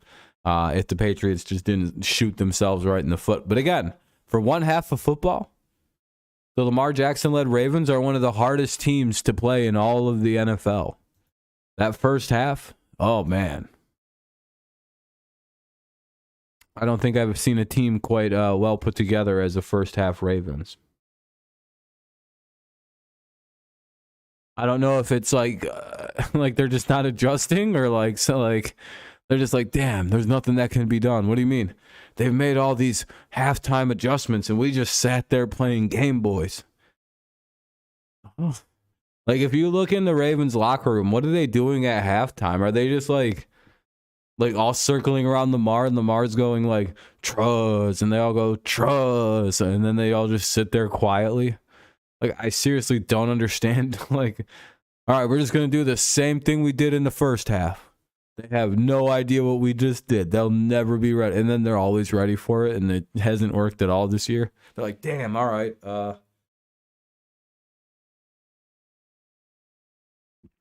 I guess doing the same thing all 4 quarters isn't going to work out.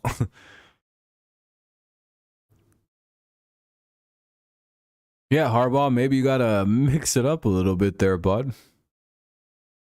A little switcheroo. Hey, we're at 15 likes, too. I appreciate that, everybody. Very cool, very kind. Stream picked up a little bit, too. I appreciate it. I know everyone's busy and probably wants to do other things, but... Yeah. I mean, I'll be honest. I think the one at Michigan would be a better NFL coach than the one on the Ravens, but, hey. For some reason, Harbaugh wants to do college. I don't really know why. That dude would be such a good NFL coach. I really don't understand why he's not at the NFL right now. It's like, what the fuck is Jim doing? Why is he still playing college coach? It's like, dude, come back to pro football. You don't fit in down there in that fucking shithole system. Ugh. Such a good coach just wasting his time in college football. It's like, dude, I hate that.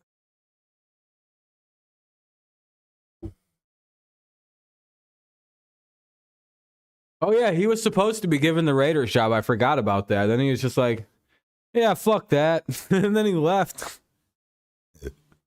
Yeah, I guess he might be.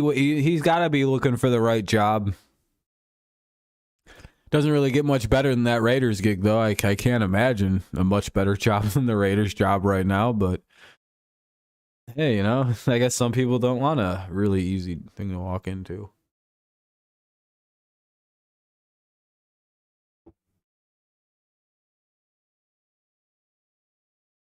Yeah, as soon as Michigan loses in this playoff run, that dude's going to just dip. He's going to be like, I don't want to deal with this.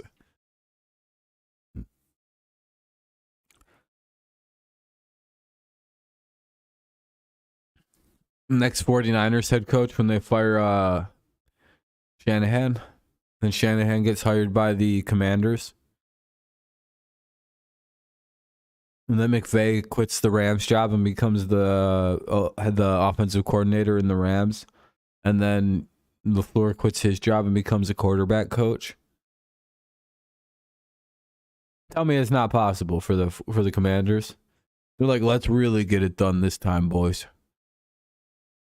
They even call up their old buddy Jay Gruden. They get the whole band back together. They're like, Jay, are you done smoking cigarettes, hitting on like 18-year-old chicks? Nope. Fuck. Can't have you. And then, sorry, buddy. All right, have a good one. That was still probably one of my favorite pictures ever of Jay Gruden when he was just fucking ripping darts and talking to college chicks. It was like, hell yeah, what a hilarious guy Jay Gruden is. The Bears? Yeah, I don't know why they didn't hire her. Make it. They might have offered at Harbaugh, but I don't think he'd want to go there.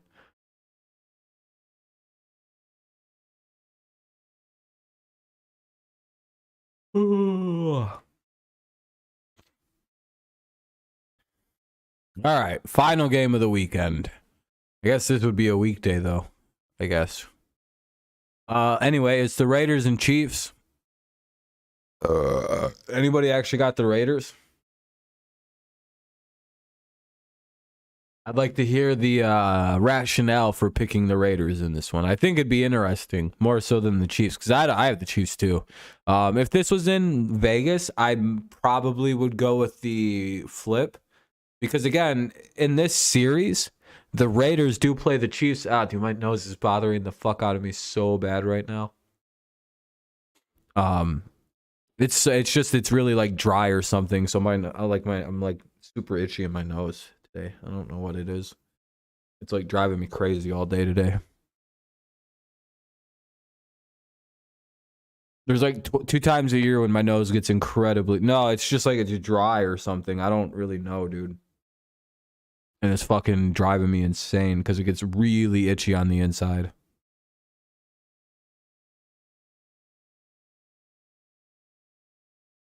Yeah, it fucking blows, dude. Like 2 times a year it does it. Like there's just a adjustment. One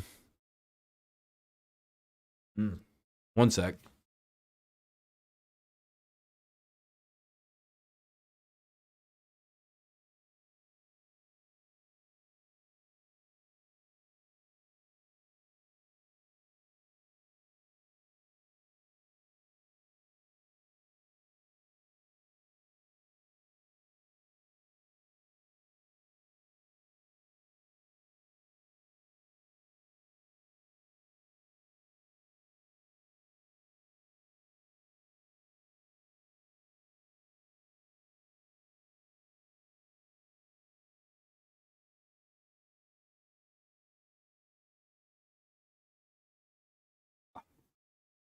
Get out of me.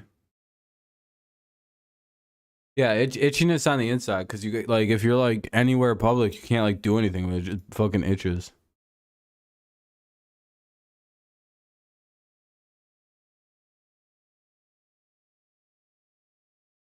But yeah, I pretty much just am gonna be going with the Chiefs. Looking at it, thinking about it, I guess I could see maybe where you'd want to be like, oh, you know, we're gonna go with this team, or,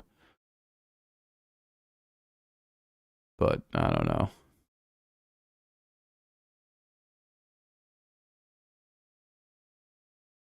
Oh, that like no hit, like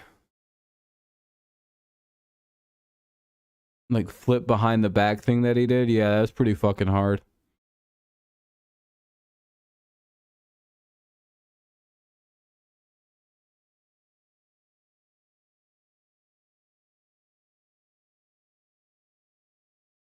Ugh. Still can't get over that Mahomes TD pass. Yeah, it was pretty. Like the magician one where he just like flipped it around his back and like broke a bunch of tackles and just like that. That was magic shit. Yeah, that's what I mean. It's like now that he knows how to like read defenses, it's going to be even more filthy what he's going to be able to do as his career goes on. Yeah, because he can read defenses now. It's night and day difference about what he can do with a defensive red and a defense that isn't red. And I used to be called a hater when I said, nah, he doesn't fucking read defenses. If he can read defenses, he could do way more in the game. Look what Aaron Rodgers can do. And I tried to explain to people, like, look at the way Aaron Rodgers can break down a defense and then use his athletic and arm strength to, like, really fuck teams over, right? Like, give this sense of hopelessness when he could throw the ball. Mahomes will have that, like, really quickly here. Like, it'll feel really bad when he starts throwing the ball against you. It's like, fuck, dude. Yeah, it's just like when Rodgers figured it out. But Rodgers immediately started, like, year 5, or, like, year 4, so it was... He came in being able to do it already. Cards got eliminated. Sheesh. What's up, Barry?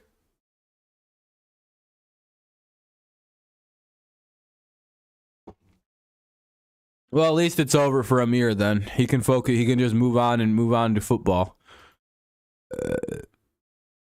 Did he take the ending of the season well? I was watching the stream. And he was certainly fucking mauling midstream. He was certainly in a bad mood. He was jumping on people left and right, going, I told you. And I was like, damn, dude. I've been down his shoes before. You really just don't want to deal with this one. Ooh, he wasn't in a great mood that game. Looks like he stayed through, though. Finished it out. Finished his season off.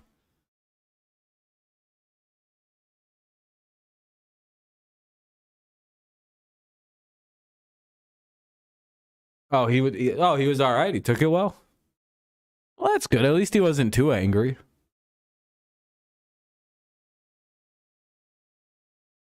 I know he was saying that he was kind of, or was he really angry and mauling? I hope not, because it seemed like he had calmed down about that whole scene. But I'd heard all day through his people in his Discord that he was fucking pissed off about it today. Like, oh yeah, that was a rough game last night if you're a Cardinals fan. Yeah, he seemed a lot more relaxed about this game than the other one. I think he had accepted the reality. It's like, dude, it's not that big a deal. It's a wild card. Who cares? At least he didn't lose in the divisional round where it hurts to lose. Rather lose in the wild card than lose in the fucking deeper in the playoffs. Because to me, it's like, if you get eliminated right from the first round of the playoffs, it's like, all right, well, we probably shouldn't have been there. Whatever, who cares? At least we know we're out. If you get eliminated in like a championship series or like the final game, oh man, that hurts way more than a wild card exit. Like, because you got to like scale it, right? You got to be like, well, what, does losing in the Super Bowl hurt the same as losing in the wild card? I don't fucking think so.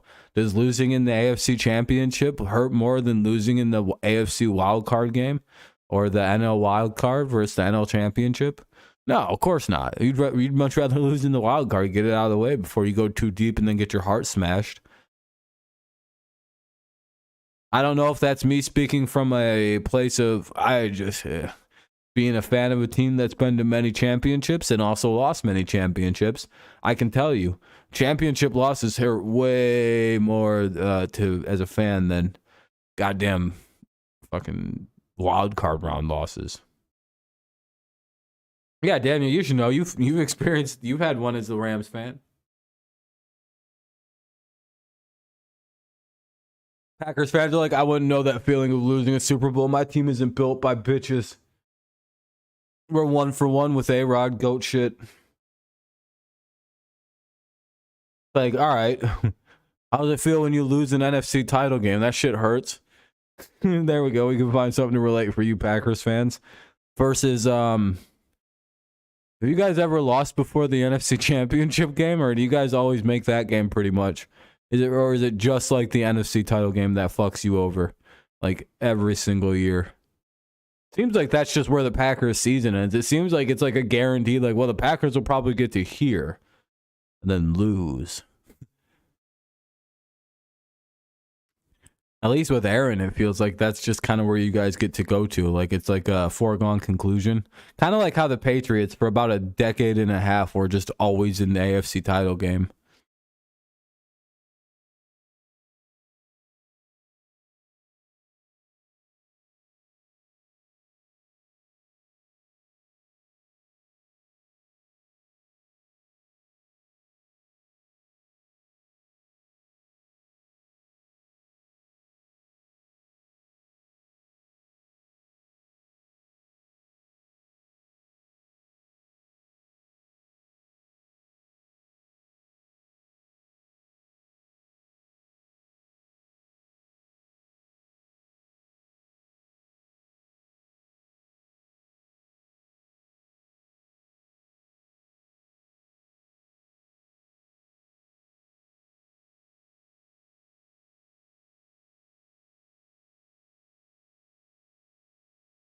Yeah.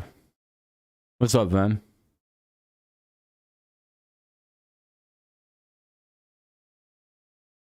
Packers makes jokes about it, but in our yeah, I mean, you guys can cope any way you want, but I mean, you do have just one Super Bowl appearance with Brett Favre and Aaron Rodgers apiece. So two with two like first ballot Hall of Fame quarterbacks. What's up, fantasy football? Wait, I remember who you are. What's up, Altitude? How's it going?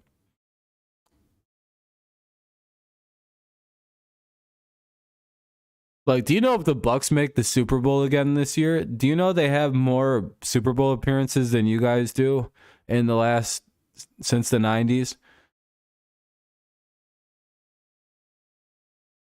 Did Favre go to 2? I thought he went to 1. Who did he lose the Super Bowl to? I know he beat the who did he beat for his first one? The Patriot? No, I don't know if he was there for that one.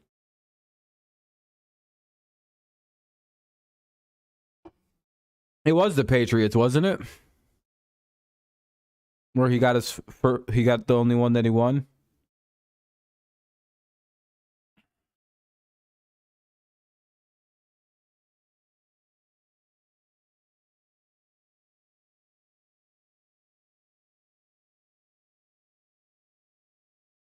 It was the Patriots, wasn't it? Oh, he lost to LA. All right, well. All right, the Bucks will tie you guys in Super Bowl appearances pretty soon.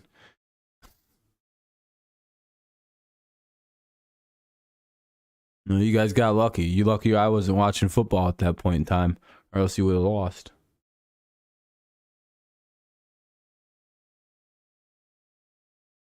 Remember, I control a lot of your team's fate. There's a reason why your team has had all these great players and only have 2 Super Bowls to show for it. Meanwhile, my team had Tom Brady one time for about 19 seasons and we won 6 Super Bowls. See the difference? I'm the fucking Golden fan. Like, didn't you also lose like an undefeated Super Bowl and then lost to the Giants again and then lost to the Eagles?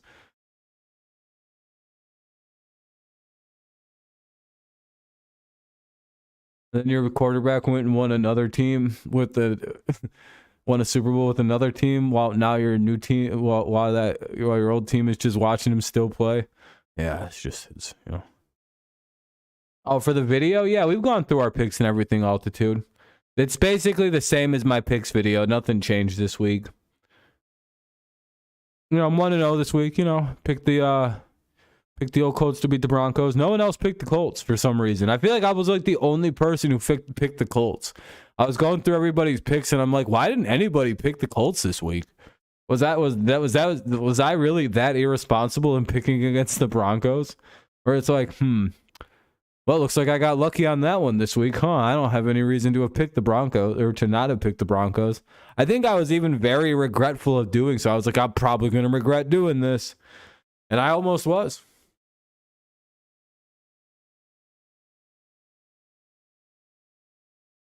Broncos should have won that game. Like, if they would have had Javonte Williams, I feel like they would have won by like 2 or 3 touchdowns. Like it feels like the running game is like really where they like got fucked. It's like, oh, if they would have had a better running back, they'd have ran all over this team. Oh. But like, Melvin Gordon's a bit past his prime and, there isn't really much going there.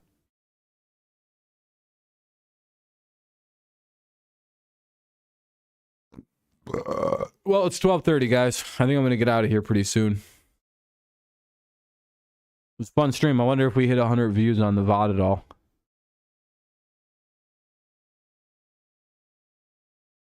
Let's see. Had a pretty fun day tomorrow. Any of you guys going to be hanging out? Wilson at KJ Hemler, wide open in the end zone. Oh, no, I know why he didn't make that throw, by the way. I already know why. Oh, Bray Wyatt returned it to WWE. Fuck yeah. Let's go. I got some shit I got to watch then. Let me show you guys something. Let me find. I know why. It's there's a documented condition.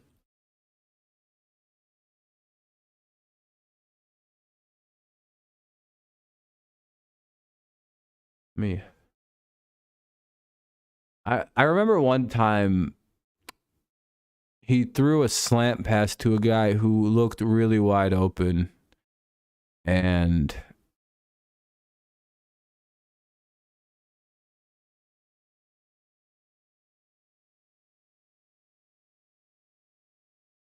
again. Did it look kind of like this? Did the setup to the KJ Hamler throw look something like this? He's wide open. Why didn't he throw it to number 83? Well, do you think Russ doesn't trust wide open slant throws anymore? Do you think he's got a little bit of PTSD?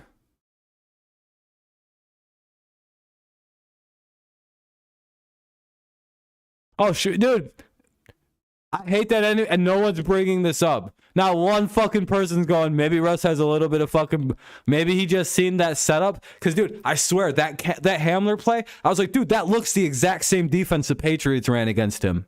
Like, go rewatch it. It even looks like they had the same fucking thing happen with the corners up top, where it looks like if Russ would have thrown that, I think Russ was like, I'm not getting baited into an interception right there.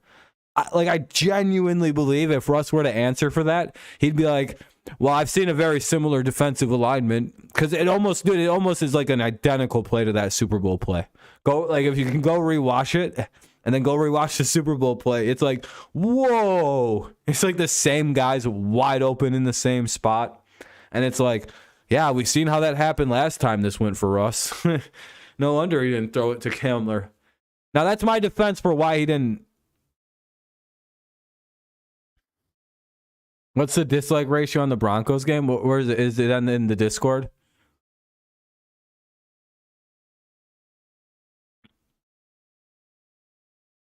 Again, not trying to really defend Russ or anything. He's, he probably should have tried to throw it to Hamler. But again, this shit was almost the exact, like, it's if you go rewatch it, other than this guy running a play like out here. Oh, no, I agree. Like, the play isn't a bad idea, but, like, it should have. Like, it would have been like a similar thing. I think Russ just didn't want to get baited. Oh, I'm sorry, Christopher. Christopher, I'm sorry. Christopher, I picked your team to win this week. No, this is mainly me explaining why Russell probably didn't throw it to KJ Hamler. Because this play was so similar to the one that the Broncos got beat on. You know what you know what I mean? It looks a lot like the Broncos end play there. Oh shit, where is it? Good God, 19,000 to 14,000. Ugh. Damn, dude, I couldn't even imagine that. Those aren't even fakes. Those are just people that are like, this was a bad football game. I hate this.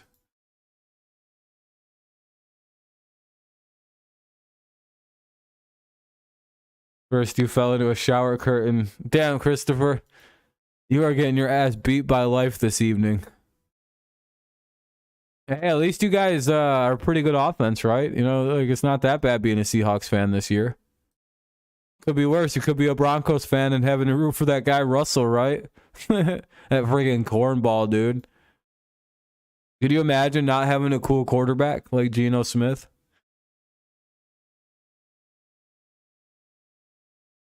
Could you imagine if your quarterback went around saying corny ass shit like Broncos country? Let's ride. Yeah, dude. If I was a Broncos fan, I'd be like, dude, this fucking corny bitch better start winning football games or I'm going to be so angry. And you just know Future's going, I got to get my kid out of there. I can't let my kid grow up around. Like, how is Future just cool letting Russell raise his kid? He's like, hey, it's like, Future, you do know what this kid's going to turn into, right? If Russell has his way, your kid's going to be Carlton Banks. You better do something.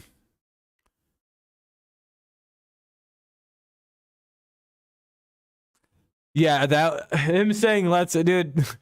I love Russell Wilson so much.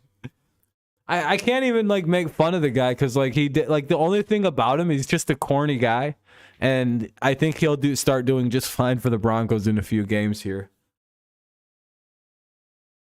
But they're paying him way too much goddamn money for him not to be immediately good. It's like, dude, you gotta start winning. Like these Broncos fans are not playing games, Russ.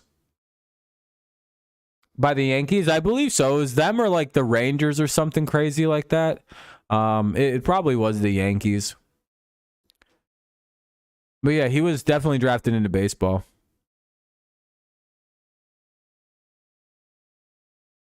Uh-oh, Kanye West is about to go off on the Jews. Uh-oh.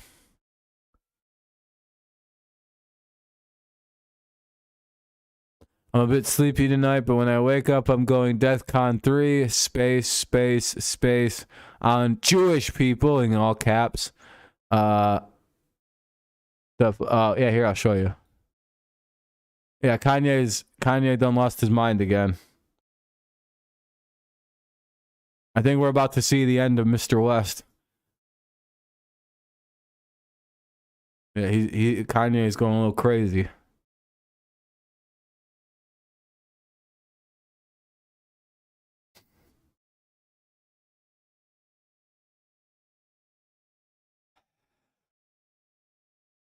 Man's done lost his marble again. Let's see what else he's saying. And then he's like, who do you think created cancel culture?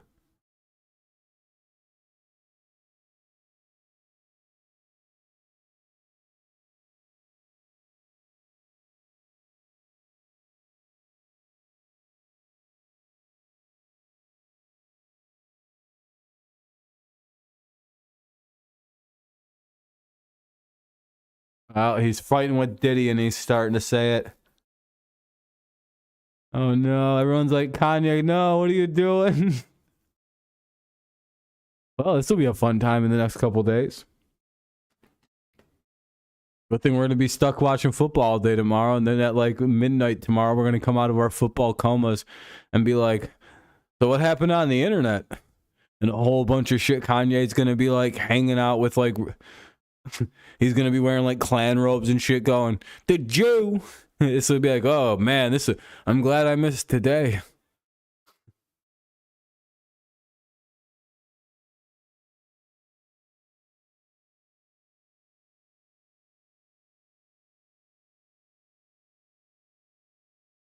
Yeah. Yeah, he doesn't seem to like them very much either. The Black Lives Matter people. Yeah, I don't know. He seems like he needs some attention. For sure, Christopher. I'm about to wrap the stream up. He's gonna be hanging out with that Tom McDonald guy featuring only Tom McDonald and Kid Rock.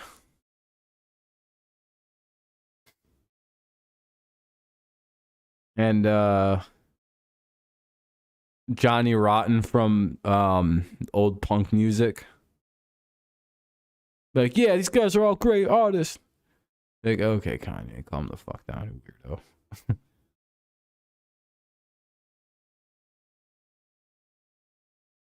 Yeah, I think it's just an attention grab in all honesty.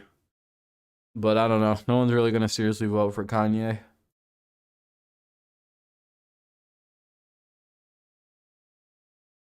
Especially since he's going to run on the right side.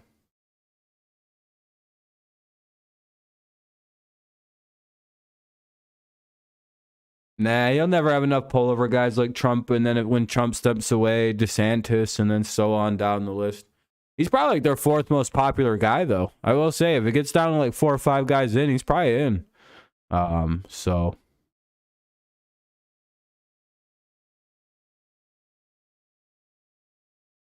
yeah, they wasted their vote like an idiot. But then again, I guess if they live in a solid one-way state, it doesn't really matter what way they voted.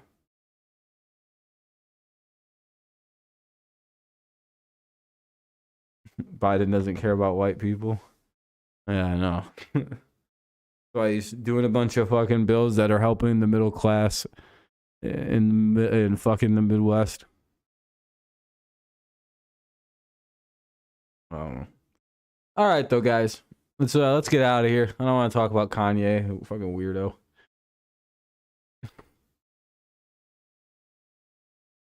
I just hope he's not taking his medication that he's supposed to take. I think he has like bipolar disorder or some shit, or he has like borderline personality. I just hope none of it, like, this isn't fueled by like not taking his medication or something. Because like he goes on manic episodes every so often because he quits taking medicine, and then somebody intervenes and he starts taking his medicine again, and he fucking is normal for a good long while. But like, I feel like he might not be taking his medication right now. So I'm a little worried about the guy. Well, I mean, he was already unstable. He clearly has some like of that, like, what's the word? Like insane genius thing that happens to a lot of people. Oh, it's lagging. Why is it lagging already? Is it lagging or no? Is it just on my end that it's lagging?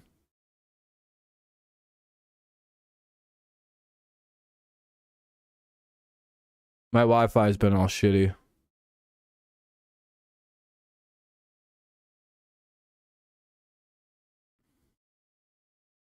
You're about to post a vid, probably. It's crazy. I was watching a TV show about black culture and how much we stigmatize. Oh, it's fine. All right, it's just my playback. And how much we stigmatize therapy and shit in our culture. Yeah, I think that's common in a lot of guy culture, and I've seen that comment made a few times about your guys' like black people culture. But again, I don't really have much to say about that because I don't really know. But it does seem like there isn't a ton of black dudes going to therapy or anything. Hopefully, though, that changes with like the younger generations. You got some shit you got to work through. Like for a group that might actually benefit from a little bit of therapy, in terms of like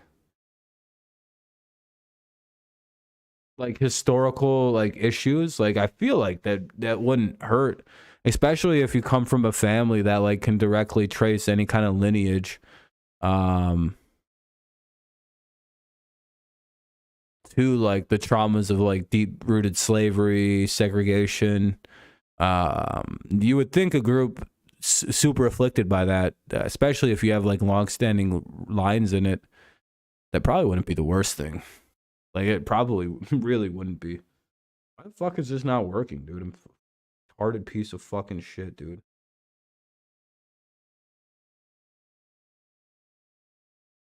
I don't know. My family's history don't got no real trauma. Not that I can remember anyway.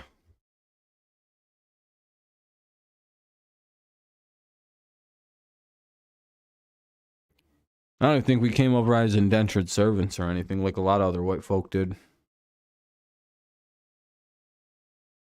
Yeah, Alvin Kamara's playing. Well, that's good. And that should help the Saints out. I don't know if it's enough to make them win, though. All right, guys, I'm out of here. Have a great rest of your night. Thank you so much for listening. I stayed live for 2 hours now, so have a good night. Go Lions, go Tigers, and, of course, it's always go Patriots. I gave you 2 hours, so, yeah, did pretty good despite, starting kind of late. All right. Thank you guys for a fun stream. I appreciate you so much for sticking with me, giving me the likes, and giving me the comments. Thank you very much. Yeah, I'll be live tomorrow for the Lions and Patriots. It'll be a good time. Come hang out and watch your game and just chat with us. So, hey, there you go, Christopher. 48-45. Yeah, there you go. New 28-3. But all right. If you want to watch tomorrow, we'll be live all day well, not all day, but from like 1 to 4 for the Lions and Patriots. And then, come hang out and watch your game with us. You just know the background's going to be one way. But all right. Bye-bye. Go Lions and go Patriots. Should be a fun game tomorrow night or tomorrow afternoon. And then, of course, we have Sunday Night Football as well. So good fun day planned, and I hope I see you there. Peace out. Have a great rest of your evening. Bye-bye. Bye. What if I talked like that? I was like, bye. Nobody would ever watch my channel again. They'd be like, ugh. The fuck? Yeah, we're gonna talk about football. Everyone would be like, I don't want to talk and let this guy know I'm in his channel. Yeah, I just had like a fucking dumb guy voice when I was just like, I can't say the word I actually wanted to say there though, because I'm pretty sure this close to an ending, I can't say that without getting completely demonetized. So that's my dumb guy voice, like my aggressive dumb guy. Yeah, thing.